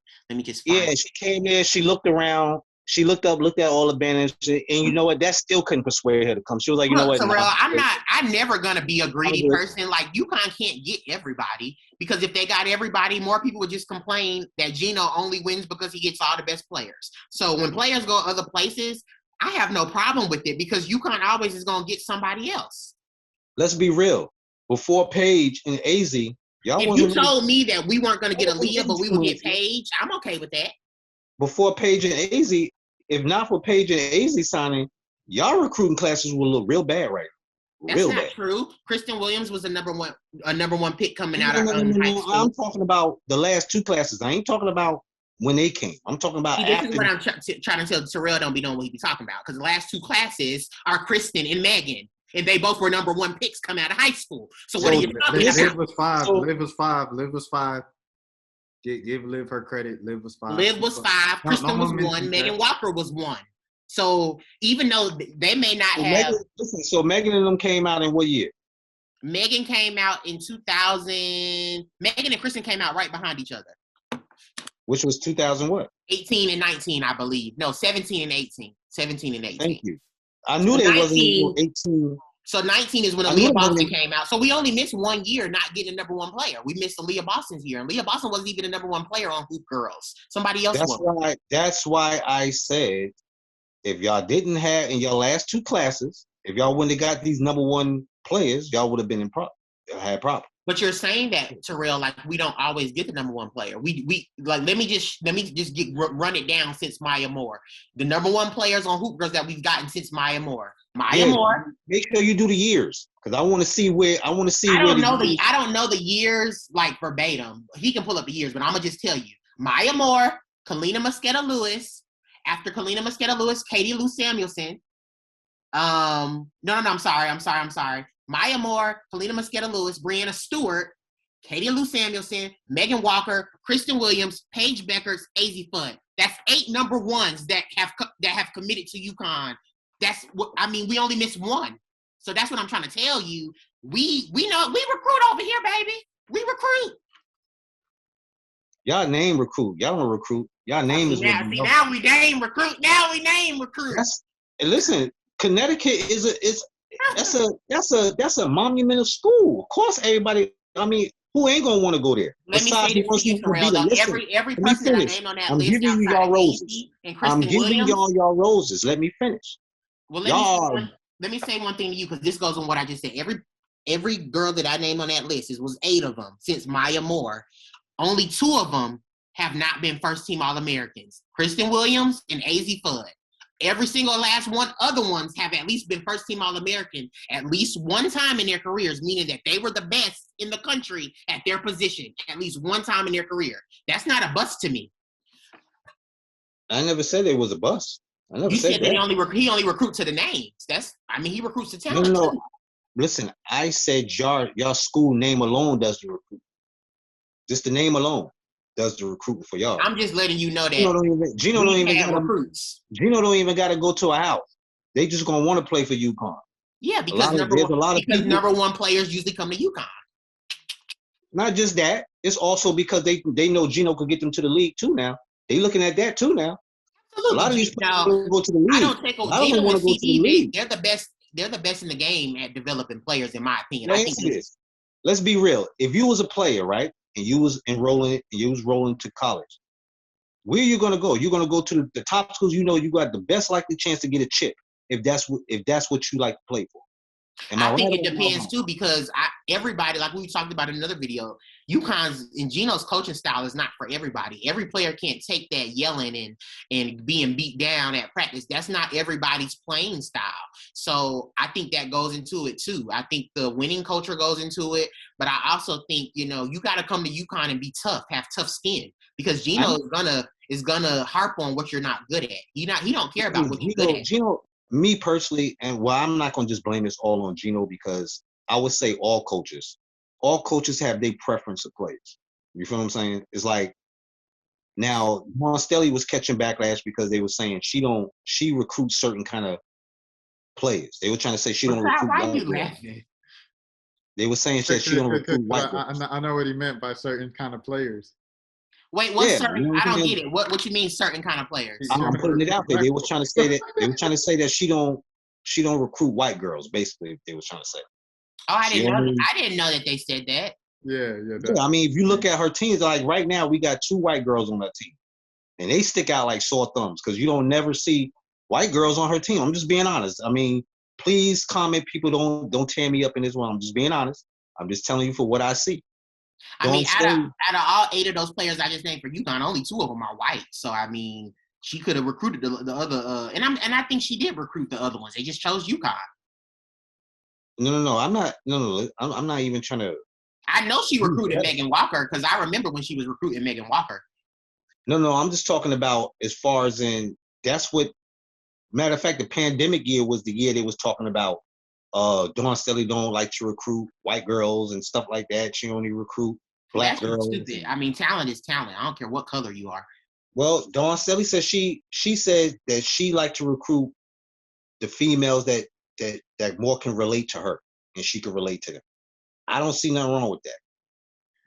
I mean, if she dig your game, why would you say that, Don, to set yourself up like that? Like, I mean, I guess I will understand. I get it. I get what she said. She was coaching at a HBCU, but she's coaching at a PWI, so it's kind of like it's an oxymoron. It's like you can't say that you don't mess with white people when your check is coming from a PWI. Now, she didn't say. Now listen. Now she didn't say she don't mess with white people. She said she like to recruit her kind of players. That's all she said.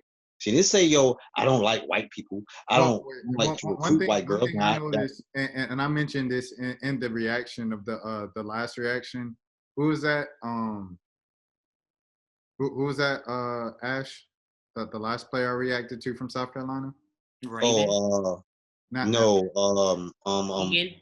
Hall. Bree Hall. Yeah, Bree Hall. Bree Hall's tough, bro. Like, she hustles. And that's what I was saying, like, what Ash was saying, too. Them jokers, they hustle. Yeah, they're all a specific type of player. Like, they're all the same, like, tough players. Like, yeah, like when you check out the next two, our next 2 girls on Rashard, you're gonna see it. You're gonna see exactly what you just said. I hear a lot of players don't like going to South Carolina because Dawn Staley is very strict as far as off the court stuff, which is kind of how UConn is. You guys hear the thing about the what's her name, lady who went to LSU? Oh, you're talking about Kim Mulkey. Kim Mulkey. Hold on, Rashad. Circle that sports stream for my viewers that wanted me to comment on sports stream. I ain't got nothing to say about him. I just don't like some of his clickbait titles, like the one I'm reading now, like "Is Paige Becker's gay?" Like, to me, it's ignorant. It's like, why would you even put that as a headline for a kid? You know, and he's always dragging Paige, but it's like, and then you'll see a title like that. It's like you just trying to use her name to get clicks. I mean, and I didn't even know people did that like that. Like, I didn't know that was a real thing. Like, people legit will type in people's names for people. I mean, I know this don't have nothing to do with what you just said, but that kind of reminded me of the little EDP video I was watching a little bit earlier. Like, why is that the title? In that video, he's not even talking about Paige Hartley. He's talking about Breanna Stewart's proposal. So why even put Paige in it? I guess it worked. Joel, because you clicked on it and you watched the video. Yeah, he do it for clickbait. He do it for clickbait. But my thing about some of these people, don't forget that a lot of these college players, hold on. They're kids still now. Now the WNBA players, they're adults, but the college players, they're still kids. Like, chill out, please. I think I missed what you did. Did you say his title said "Is Paige gay"? That's in one of his videos that Rashad is showing right there. It's Kaja Ganjajit gay. It's Paige, and like the thumbnail. So that's what I'm saying. Don't put headlines out there like that about children. They're still kids. Yeah. Like, I don't think, you know, you should let people do announce when they want to announce if they are, and if they aren't. Does it matter if she? It's none of your business. We talking about ball. I want to talk about ball. Thank you. And see, that's why the women. Like I said, because someone came to his defense when I reacted to him. They was like, I like him just because we don't have that many options to watch for women's basketball discussion, like your channel and his channel. So it's like, you know, while I don't like his takes and the stuff he says and the stuff he decides to cover sometimes, it's kind of like, what are our options? And that's one of kind of it shouldn't matter. that we're trying It to fix. shouldn't matter if she's. I also don't trust people who don't Shout show out to their W face. Insider. Shout out to Girls Talk Sports TV. You know, there's mad folks doing this stuff. The people up there in Washington, they do a great job of covering the Mystics and the Wizards and stuff like that. But what I wanted to say with this, I'm not bringing down no other brother that's trying to make it, trying to come out here, trying to make it. But as far as this is criticism solely to the content and solely to the thing he's trying to do. It's not a personal. Yeah.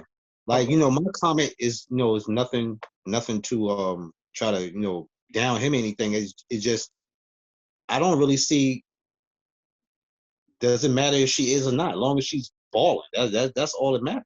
And that's doesn't matter what saying. Like, if we want the women's game to get the respect that other sports get, we need to focus on the sport. Like, a lot of times in women's college basketball, we focus on so much other things outside of the court, the line. Okay, all right, Joe. I mean, I hate to cut you off there, but I'm gonna say, like, a large reason why the NBA is the NBA right now is because most of people don't watch the NBA.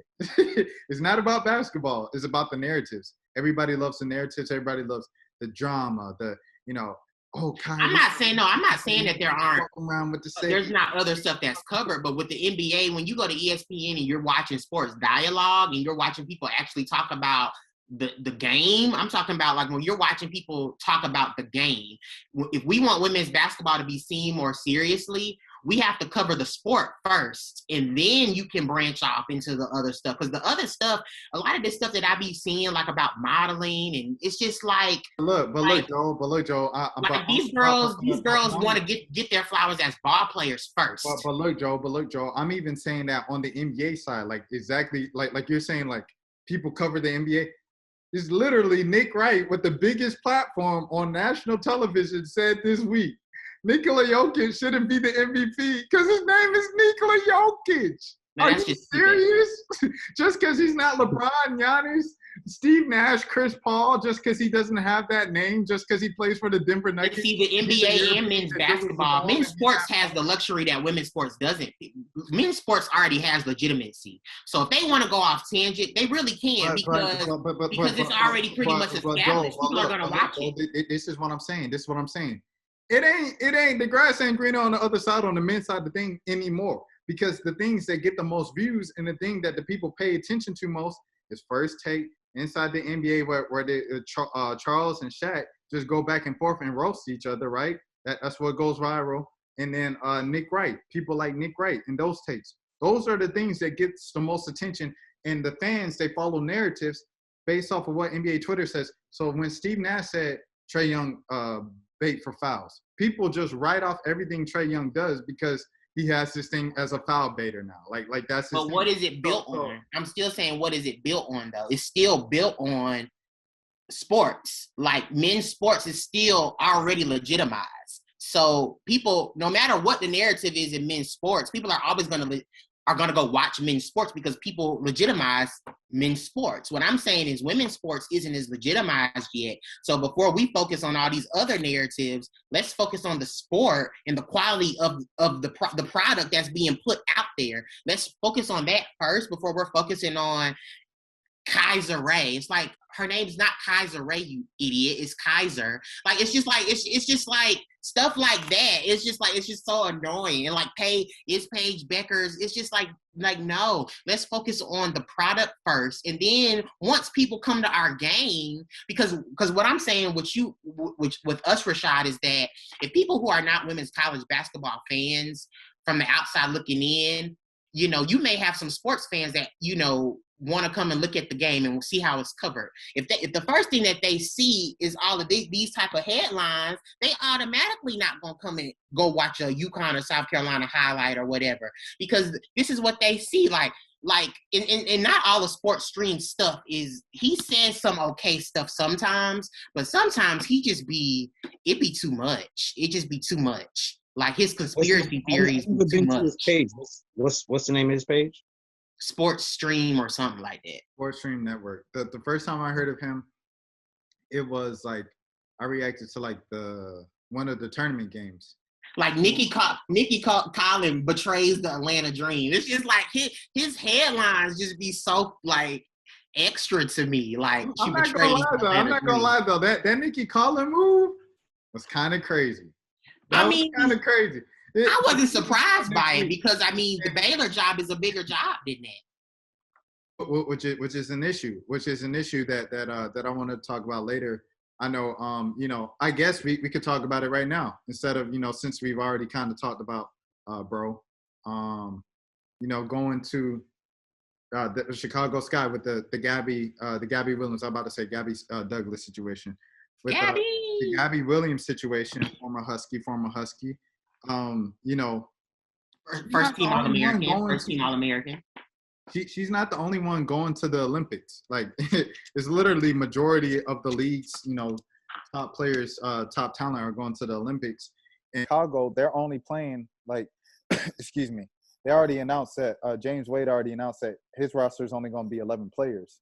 So it's just an issue because people are like, well, I think Lexi Brown's going to be like, why is Lexi Brown even like in the discussion of, is she going to make this team? Like that shouldn't be a discussion. The reason why I think they put Gabby on that all-season suspension was because of money and roster space. Mm-hmm. And it's just like, it's ridiculous. It's ridiculous the cuts that the W has to do. And, you know, Ted Cooper was talking about it's weird being in the professionals because, like, you know, you go from being on private jets your entire college career to going on flying commercial with your professional team. And, you know, I was watching Natalie Achonwa. You know, I was watching one of her interviews, and excuse me if I pronounce that incorrectly. That's right, Natalie Achonwa. Oh, yeah, over there with Minnesota now, talking about her days in Notre Dame. And, you know, she'll probably be on the Canadian. Right, exactly. She'll probably be on the Canadian team, but coming to America from Canada at age 12, from age 12, she's been going to these prep schools and everything like that for basketball. Excuse me. And then she goes to a big program like Notre Dame in their heyday, and she's being treated well. She gets to the WNBA. She's like, we only get one sweatsuit in the WNBA? Like, this is a problem when you see someone who's one of the top coaches in the WNBA, was just WNBA Coach of the Year a couple of years ago, and is expected to be one of those leading candidates for Coach of the Year, and she leaves for a college job. That's the issue. That's an issue. Us even talking right now, right? You know, we've had a couple comments, and even we said it at the end of the shows. Yeah, we want to, let's make sure we get some attention to the WNBA. Like, this has always been an issue of just what is wrong with the W. Like, we got to help grow the W game, and it starts with us. The same way that the same type of passion that you talk about with the college women's game of, you know, we have to make sure that the discussion focus on basketball before we get to the scandalous stuff. We have to focus on the WNBA more, you know. And why it's like that. I mean, we try to overcomplicate it, but I think it's just simple. If you like basketball, like in the same fans, like I know people who watch the men's game, college, but don't necessarily like to watch the NBA, not a lot. But if we just had the NBA fans, all of the NBA fans just watch WNBA too, I think that would help a lot. But I mean, a lot of people just don't watch the WNBA. Exactly, Joel. And that goes back to I don't know why. The only difference is the sex. But look, this is exactly what I was saying with the NBA, Joel. The problem, most of these kids don't like basketball. Yeah. These kids don't like basketball. But this has been a problem for years. It's popular to go in the barbershop and say, Kobe or LeBron or Durant. You know, it's popular to do that. But Rashad, I can't even say that because I know people who are like historians of the game who know X's and O's like the back of their head, but they just don't respect the women's game because they feel like it's inferior because women are playing it. Like I know people who are like, I'm not going to waste my time watching a women's game because it's a joke. Like I don't know many people. I don't know many people who are true basketball heads that don't like the women's game or don't at least know I definitely know a lot of basketball. I don't know. I'm talking about most ignorant folk. I'm talking about folk from Claycoat, Southside. They'd be like, Maya Moore, she could hoop now. Like folks, they would say that. You know what I'm saying? They would. I would agree with Joe because I know a lot of guys. You know what I'm saying? Like he said that no X's and O's like the back of their hand, and they'll shoot down women's basketball just because they don't play above the rim. And I told him, I was like, you not a real hoop head. You not a real hoop head. You can't talk ball with me. I do not care, bro.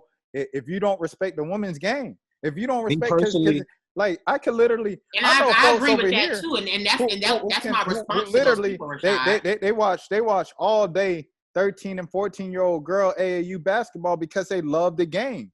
I could watch third graders. I could watch middle schoolers play the game just because I love the game. Yeah. So you can't tell me you a hoop head. I don't care if you know LaVorp of LeBron in the third quarter once he gets the Gatorade. What he's saying is right though, because I've debated people and said exactly what you just said, Rashad. Like, well, how can you consider yourself a true, lover of the game if you don't watch it from all levels? And I mean, it's still. People aren't going to just come out and say they don't watch the women's game because it's women playing basketball, but we all know that's what it is. I mean, that's what it is. People don't respect women as athletes. Because we don't respect women. We as men have to do a better job. You know what I'm saying? I might get shot down for this now. I know now. Don't get it. Please don't. Because the women's skill set sometimes are on a better level, especially in a college game. Yeah. Now, my opinion is now I love men's basketball. But I love women's basketball more. Me personally, I feel the women be shooting better than the men. They do shoot better, for sure, especially in college. Probably. Well, I mean, okay. Well, that's when you get into technical terms of like. I wouldn't say NBA. I would say college. College game, the women's game is beautiful to watch to me. The men's college game is just them running up and down the floor. The NBA too. I'm watching the NBA. The NBA too is not the prettiest thing nowadays. Like everybody, it's a couple teams. There's a couple teams now that play some beautiful basketball. But a lot of these teams, because the kids don't get trained the right way anymore. The game is based off of athleticism and who can make the highlight to get the attention, to get recruited, to get to college, to get to the league. That's what the game is on the men's side. It's become so much of the ball is life. Like it's become so much about that the game has been ruined on the men's side. Because a lot of the older veteran NBA players will say that we all know that, like, current NBA players, like, one thing about Kobe, one thing I used to debate, and anybody that knows me knows that the Lakers, I'm just as passionate about the Lakers as I am as UConn, and, like, I hated LeBron, like, hated him.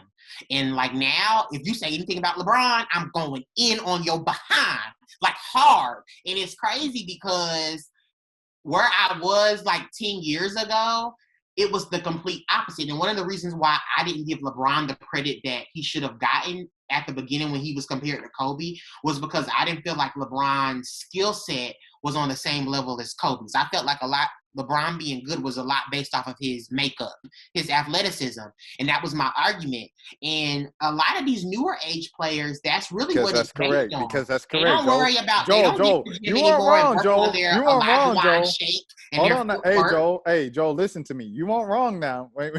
Back in 07, 08, when you was debating Kobe LeBron, and you said you felt like a lot of LeBron is athletic, you weren't wrong. LeBron, a great passer. I hated LeBron. Oh, I could not stand LeBron. Great passer. My friends now be like, oh, you just love. Like, look, LeBron came. He came to the cross. He confessed his sins.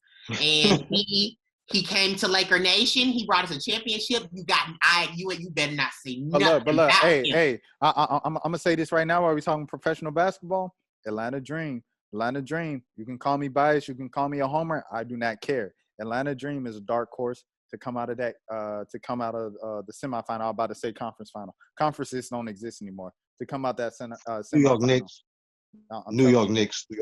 Oh, you're talking about the NBA. I'm talking about the Dream. I'm talking about the Knicks. Did he just say the Knicks? The Knicks, they're gonna lose to the Hawks in 6. Shout out Julius. Round. Julius was drafted by the Lakers, and I'm happy that Julius is doing well though. Like, because a lot of people, he got a lot of hate when he was in Lakers Nation, but people didn't realize that he just needed time to develop. So I'm happy to see that he's doing his thing in New York now. All y'all young boys. Clarkson, Zoe coming along. But see, when Julius Randle came through there, we were going through some dark times, so it was just like, these niggas suck. Ingram, Brandon Ingram, all them jokers. Clark's, I just named 5, 6. All them jokers is hooping. But like I said, hey, look out for the Atlanta Dream. Look out for them jokers. I'm letting you know right now in the preseason. Look out for the Atlanta Dream. That's all I'm gonna say. And one thing Kara Lawson especially, I said go this ahead. one of your other videos. Kara Lawson had said this on air when she used to cover the game. I miss her covering the game. Like I miss Kara, Rebecca, and Adam Amin. They were like good. And Doris Burke and Dave O'Brien. But Kara Lawson was like, this was like when the Warriors were on that win streak and everybody was praising the Warriors, and she was like, everybody's praising the Warriors about how aesthetically pleasing that they play and how they move the ball so beautifully. And she was like, UConn has been playing this way for years. Like, well, hey, and I say that though, and I said that on the South Carolina when we looked at the highlights. That's what I said. And Kara Lawson is a Tennessee alum, so like for her to say that, it's the truth. It's like, but that goes back to us saying like people just give the men's game credit that they don't give the women's game. Like UConn have been playing the way the Warriors have been playing for years, and it's just like, but it's never highlighted. And like when UConn was winning and nobody was beating UConn, and we were winning 4 championships, and we were on a 100-game winning streak, were they having debates on ESPN about is UConn one of the best sports teams ever? No, it was why UConn is bad for women's basketball. Hey, Joe, but what Rashad say? What? So now you don't forget what we done talking about. I got you. Actually, they on ESPN they was putting UConn in like one of the greatest dynasties ever. But they were running with the narrative that UConn was bad for women's basketball. Yeah. And they were using that as an excuse to not watch. I'm with Joel on that. That's BS. Like they were using UConn winning as an excuse to not watch women's basketball, and I just thought that was crazy. It was like, y'all are saying that you're not watching because UConn is winning. That's not true, because when UConn was losing and it was more competitive, y'all still weren't watching. So it's like, just stop. Just say you don't want to watch because you don't feel like girls can play basketball as good as guys. I mean, that's really what it boils down to. And I mean, for the people that think that, it's really your loss, because the women's game is honestly the best. Check the dates, fam. 2016.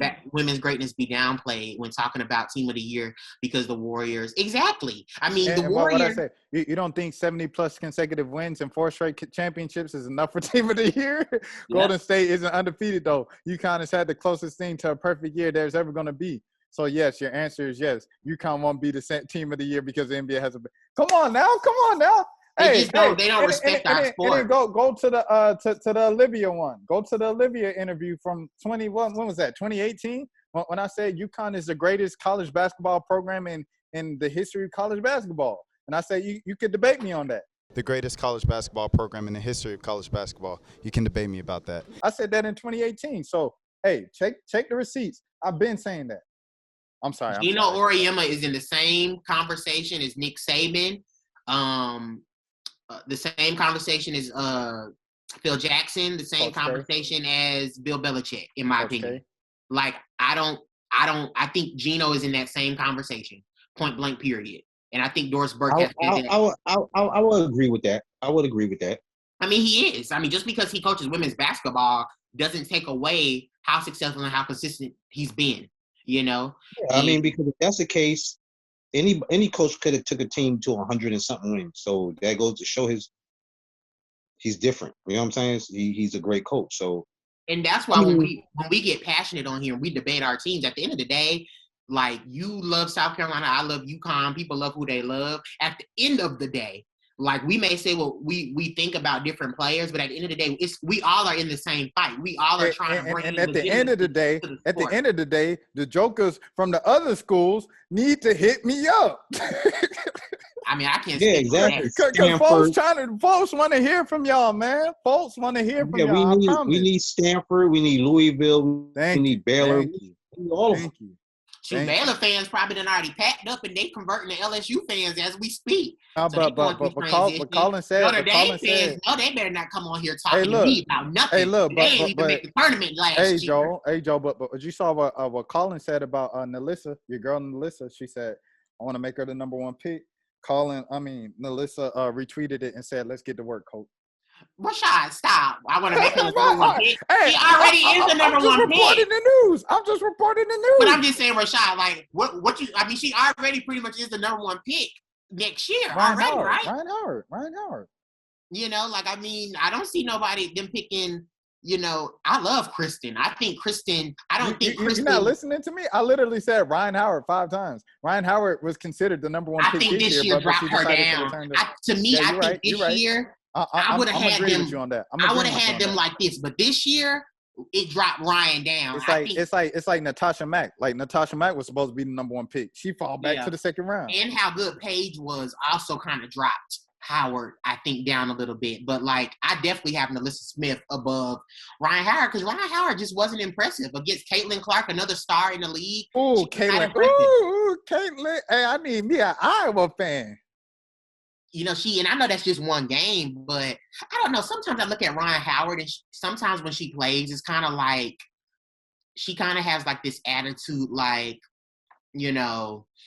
she just doesn't start attacking off the jump. She kind of like is just like, she just kind of like in a kind of daze, but we'll see what happens next year. I think Lanissa Smith is still the number 1 pick. I hate for Kristen. I think Kristen is still one of the most talented. Avina going top 5. She was supposed to go top 5 this year. I don't know. We have to, this season is the season has a lot to do with it. We got to see what they do in the season. I'm talking about the mocks, but the mocks be way off because, as we just saw this past year. But so if Avina's going to the league this year, I think she was supposed to go this year. But she came. Yeah, she stayed. Yeah, because she was projected to go top 5, top 10. So and Avina, a lot of people say a lot of things about Avina. But I would encourage a lot of people to go and watch her at Tennessee. Like, she was a completely different player. That's when I realized that. You also had to watch complete games. Like, yeah, she was. If you go watch her Tennessee highlights, because highlights show who scores. If you watch the games, it's a whole kind of different thing of like who contributes what. So it's a lot of things. Also, Avina also had the ball in her hand a lot at Tennessee. At UConn, she had to learn how to score without having that ball in her hands as much. So. But if you look at her Tennessee highlights, Avina was averaging like 18. But her knee on her shot, you could tell that her knee still, a lot of her 3-pointers are short. Some of them rattle in and out. I think that's knee. That's lift to me. So I think she's going to be their top pick next year. UConn's highest pick. What, Avina? Avina, yeah. You think Avina is going to get picked higher than Kristen? Yes. I don't know, because Kristen at the end of this season, when Kristen scored 27 on Iowa, that's the Kristen Williams. That's Kristen. Like, and that's what I keep saying with Kristen. It's all in her head. If Kristen averaged like 27 or like 25, which she really can, there's nobody beating us with Paige playing the way she playing. So Kristen she has the talent. I believe that Kristen Williams has the talent. In that Iowa game, she had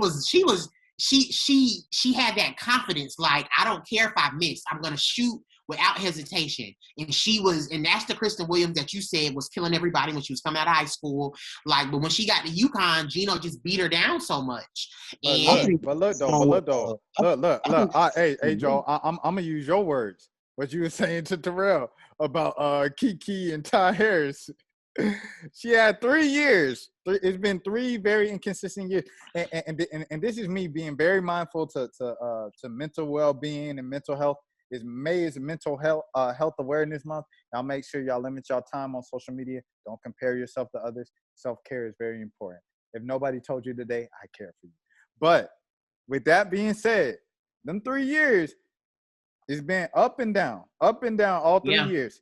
So to come in with the expectation senior year is going to be consistent, killer all year, that's kind of just wishful thinking. I'm not even going to lie. Yeah. You got to prove it to me for a full the reason why I will say Kristen is different from like a Herbert Harrigan is because I've seen Kristen drop 30 in college on a number 1 team in the nation on the road. So I've seen her do it. You know what I'm saying? We've seen her drop. She dropped 30 her freshman year on Notre Dame when Notre Dame, and that was the Notre Dame squad that was Arike, Brianna. They were the defending champions. Mabry, Arike, Brianna Turner, Jackie Young. That was a squad. And she was the best player on the floor. So it's in her. she has to figure it out. I don't know what. I mean, I know how Gino is. And she was number one. She was number one. Ty Harris and Kiki weren't number one coming out of high school. Yeah, she was number one coming out of high school. But see, we saw the same thing happen to Megan, and Megan went through the same thing Kristen went through when she came to UConn. Megan didn't even play in the Final Four her freshman year because, I mean, that's how bad Megan was her freshman year. And she was the number one player coming out of high school. Wasn't Megan a top recruit? Like 2 or 3, something like that? Megan was a top recruit. Megan Walker was a top recruit, but see, it took Megan like 3 years. She finally got it, and when it clicked, what happened? Megan was a first-team All-American. So I still have hope that if it does click for Kristen, you know, Kristen to me at least should be a first-team All-American because I feel like she has the talent to be a first-team All-American. But I don't think it's clicked yet. You ever making it over Caitlin? What, first-team All-American? Yeah. I think she. I mean, in that Iowa game, she was just as good as Caitlin to me. Yeah. You're right. I mean, she scored 27. So I mean, she has that talent in her. She just hasn't. Yeah. She hasn't really, you know. A lot of these players, and Gino talks about this a little bit. Some of these players, Paige is not like this. And the Tennessee game that Paige played is a perfect example of this. And this is why, you know, I give Paige so much credit. Because Paige is her maturity level is different. Paige had a horrible game in that Tennessee game. She didn't score at all, but still hit the biggest basket of the game. Kristen is not that type of player. If Kristen is not scoring, she lets it affect her effort. You cannot do that, and that's what Gino has been trying to get to Kristen. Kristen is such a scorer. So why would she be the highest pick from UConn next year? Well, I'm saying that she may be if she has a good season. This is if she has a Kristen Williams type season. I'm obviously hoping that she has a Kristen Williams type season because that's good for my team. Like I think if Kristen Williams, she's the X factor with AZ coming in. If Kristen Williams can give you a Kristen Williams type season, which we have not had since she's been at UConn, you don't. Wait, hold on. I mean, this is petty for me. But why would you call it a Kristen Williams type season if she's never had a type season? At least the first because of her talent, because of what we know that's in her. I got you. I get it. Because of what we know that's in her. If she can have a first-team All-American season, that makes UConn an even more dangerous team. Because granted, me and Terrell have been debating UConn based off what Kristen has done. If Kristen Williams becomes Kristen Williams, she's the X factor on that team. She's definitely the X factor because she's the one player that still has not shown her best. I don't think Olivia's not going to get there. I think it's more my comments be killing Liv, bro. Because we haven't seen Liv do it at all on the college level. At least Kristen chill on Liv, bro. Y'all gotta chill on my opinion with Liv is that I think Gino beat her down too much mentally, man. I think with Liv, and somebody said this in the comments, and I want to make this because I don't want UConn fans to think that I don't think Liv does absolutely nothing. Liv is a hell of a facilitator for us. We run a lot through Liv. Yeah, we run a lot through her. So her facilitating and her assists, I'm not taking her rebounding and her blocks. I'm not taking that away from her. But Liv definitely has more scoring talent than she's shown at UConn, in my opinion. But I'm telling you, I think Gino, I think it's something about when she get in that game, as soon as she get a foul, it's like she's looking at Gino for him to be like, get out, come on, out.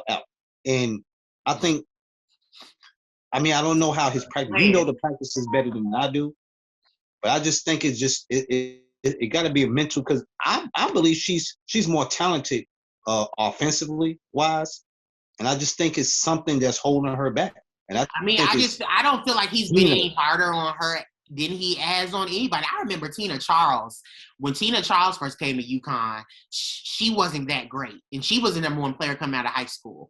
But when Maya Moore got there her freshman year, Maya elevated. And Tina talked about this. Tina was like, you know, Maya coming to UConn changed my career. Because you had this kid come in and her effort, like Maya Moore's talented, but the thing about Maya that makes Maya special, her effort level was crazy. Like Maya would get a block and then beat everybody down the floor on a fast break and get a layup. That's her effort. So that helped Tina Charles, like, oh my God, this freshman is coming in. She's playing this hard. I got to elevate my game. What happened? Tina Charles' junior and senior season, she was player of the year above Maya Moore. So Liv, I don't really know what it is with Liv at this point. With Stewie, it was Stewie getting hit. Stewie, outside of her first 10 games at UConn her freshman year, you know, and that's why I went back and made that clarification, because I was saying Stewie was trash her freshman year. She wasn't through her first 10 games. She had scored the most points of any freshman in UConn history. But after those first 10 games, she plummeted. And I remember the first Baylor versus UConn, Stewie's freshman year, Brittany Griner it was just bad. Stewie didn't contribute at all.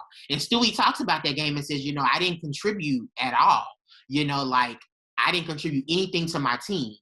And it still was a close game because we had Kalina Mosqueda-Lewis still. And that's why I give a lot of credit to Kalina Mosqueda-Lewis, because Kalina really kept our scoring up until Stewie became Stewie. Like, Kalina was our number one scorer, because Stewie didn't turn into Stewie until the last 2 games of the season. Now, when Stewie in that semifinal, though, that Notre Dame game, I was like, oh, damn, we not losing. We not losing with this girl, because one thing about Stewie, she was good on the inside, but she hadn't hit from 3 that consistently all season.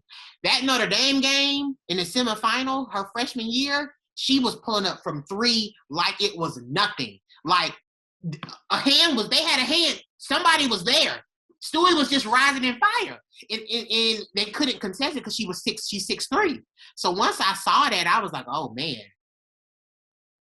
Nobody's gonna match up with her, because the post players were too slow to guard her on the perimeter, and the perimeter players, when she took them down low, they were too small to guard her in the post. So I finally got to see what Gino was talking about with Stewie, you know, and from that point on, Stewie was Stewie, you know, she was Stewie at that point.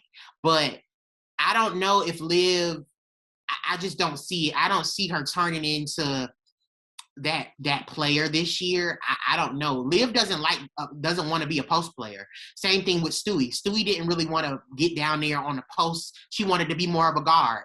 But Stewie saw why Gino wanted to add that post game to her game. Because if you add that post game, it really makes you it makes you a pick your poison type player.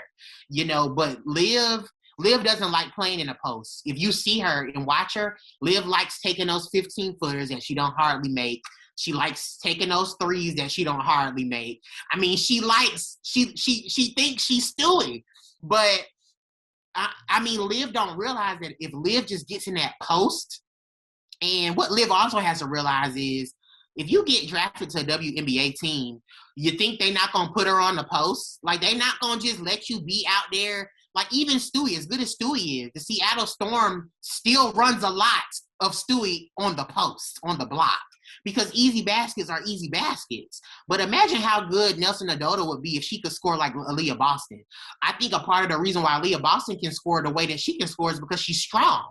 She's strong. She can take contact. Look at Aaliyah Edwards. Look how good Aaliyah Edwards scores and finishes around the basket, because she's strong.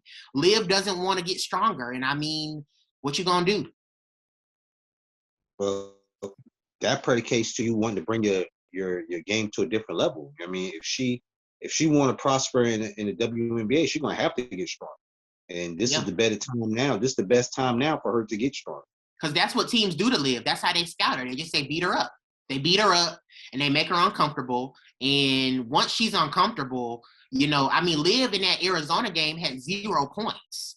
0 points. Like, a lot of people are like, you know, UConn lost to Arizona. Yeah, our main post player didn't contribute at all. And there's a lot of games like that when Liv does not contribute. That Baylor game, she did contribute on the board. She contributed on defense. But points, I think she had like 2 points in that Baylor game. And in the 2 Baylor games in her freshman and sophomore season, she went scoreless. So in those games, we're already at a disadvantage because our guards literally have to do everything. Because this is before Leah Edwards got there. So she wasn't contributing anything. So everything was on Megan and Kristen to score. So I don't know. I think Liv just in the Big East. The Big East, Liv be in the Big East acting like she's Akeem Olajuwon in the Big East. She be popping, putting stuff up. But like, even how she finishes when she goes against Big East teams, I can tell how she finishes. Even when she plays better competition, she's not going to finish, because even when she plays Big East teams, she may finish and it may go in, but she's still flailing around a lot. Like, It's Right. not a solid finish, you know. She's still like very, very just kind of like lanky when she finishes. So I'm never surprised when we play, you know, teams with good posts like South Carolina or Baylor that Liv doesn't do well. What did Arizona do? Arizona just they manned up. They played tough. And Liv is 6'5". She had inches on those Arizona players, and they still affected her. That Hold on, can't fellas. I got happen. a package at my door. Hold on. All right, everybody. So as you can see, How do I look on camera? I can't see. So as you can see from our post little recording break and whatnot, some things have changed. Joel is now in his car. You do not have to tell them that. Okay, just in case you can't see, Joel, there you go. Anyways, it's happy to have you guys back on the channel. I know the viewers are, subscribers are happy to see you guys back on it, especially the people who just, you know, new subs just from you guys. So I appreciate y'all for coming on as always. And I won't have as many 1 week breaks because, you know, I know, but I wanted to give them a little break. I just wanted to give them a little break, you know, so they won't be having the same I'm doing this for y'all because I don't want it to be a redundant thing 2 times a week, you know. No doubt. And before we go, I want to give a shout out to the Stanfords, the Tennessees, the Baylors, the Louisvilles, and all those schools that feel they don't get their voice heard. I want to salute all y'all. Terrell kills me, always trying to give credit to programs that have more accomplishments than his. Hey, it's good. It's good to give shout out. That's why you're one of the hated ones now because of you don't have no. Why you not giving UConn a shout out? Shout out to UConn too. You know what? I was gonna be mean, but you know what? I'm in a jolly good mood right now. You know what I'm saying? So good spirits, so they're gonna get good love from me today. Shout out to UConn.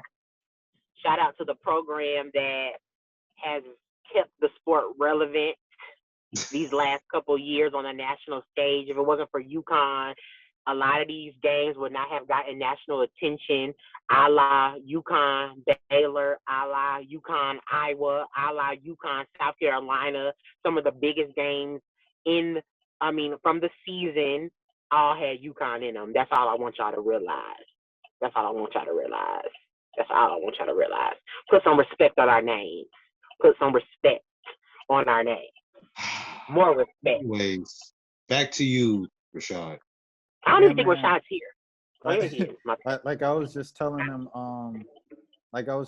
them, but before we went back to recording, what was I telling them? Oh yeah. This just, you know, this talk or whatever, just lifted my spirits back up and stuff like that. So, like I said, May is Mental Health Awareness Month. You know, obviously, mental health is such a kind of what is it? It's kind of like a trend nowadays to just be like mental health, but yeah, like, especially in times like these, you know, when you know, things are being distanced and so many people, if you are living by yourself or something like that, it's tough, you know. So if this video has helped you, you know, just putting it on, having something to listening to some good old hoop talk, I hope that it was able to help at least someone out there. And yeah, just remember to always check in on your people. And if no one told you today, I believe you now. Until next time, guys, have a great day. Have a great week. Hasta la vista, baby.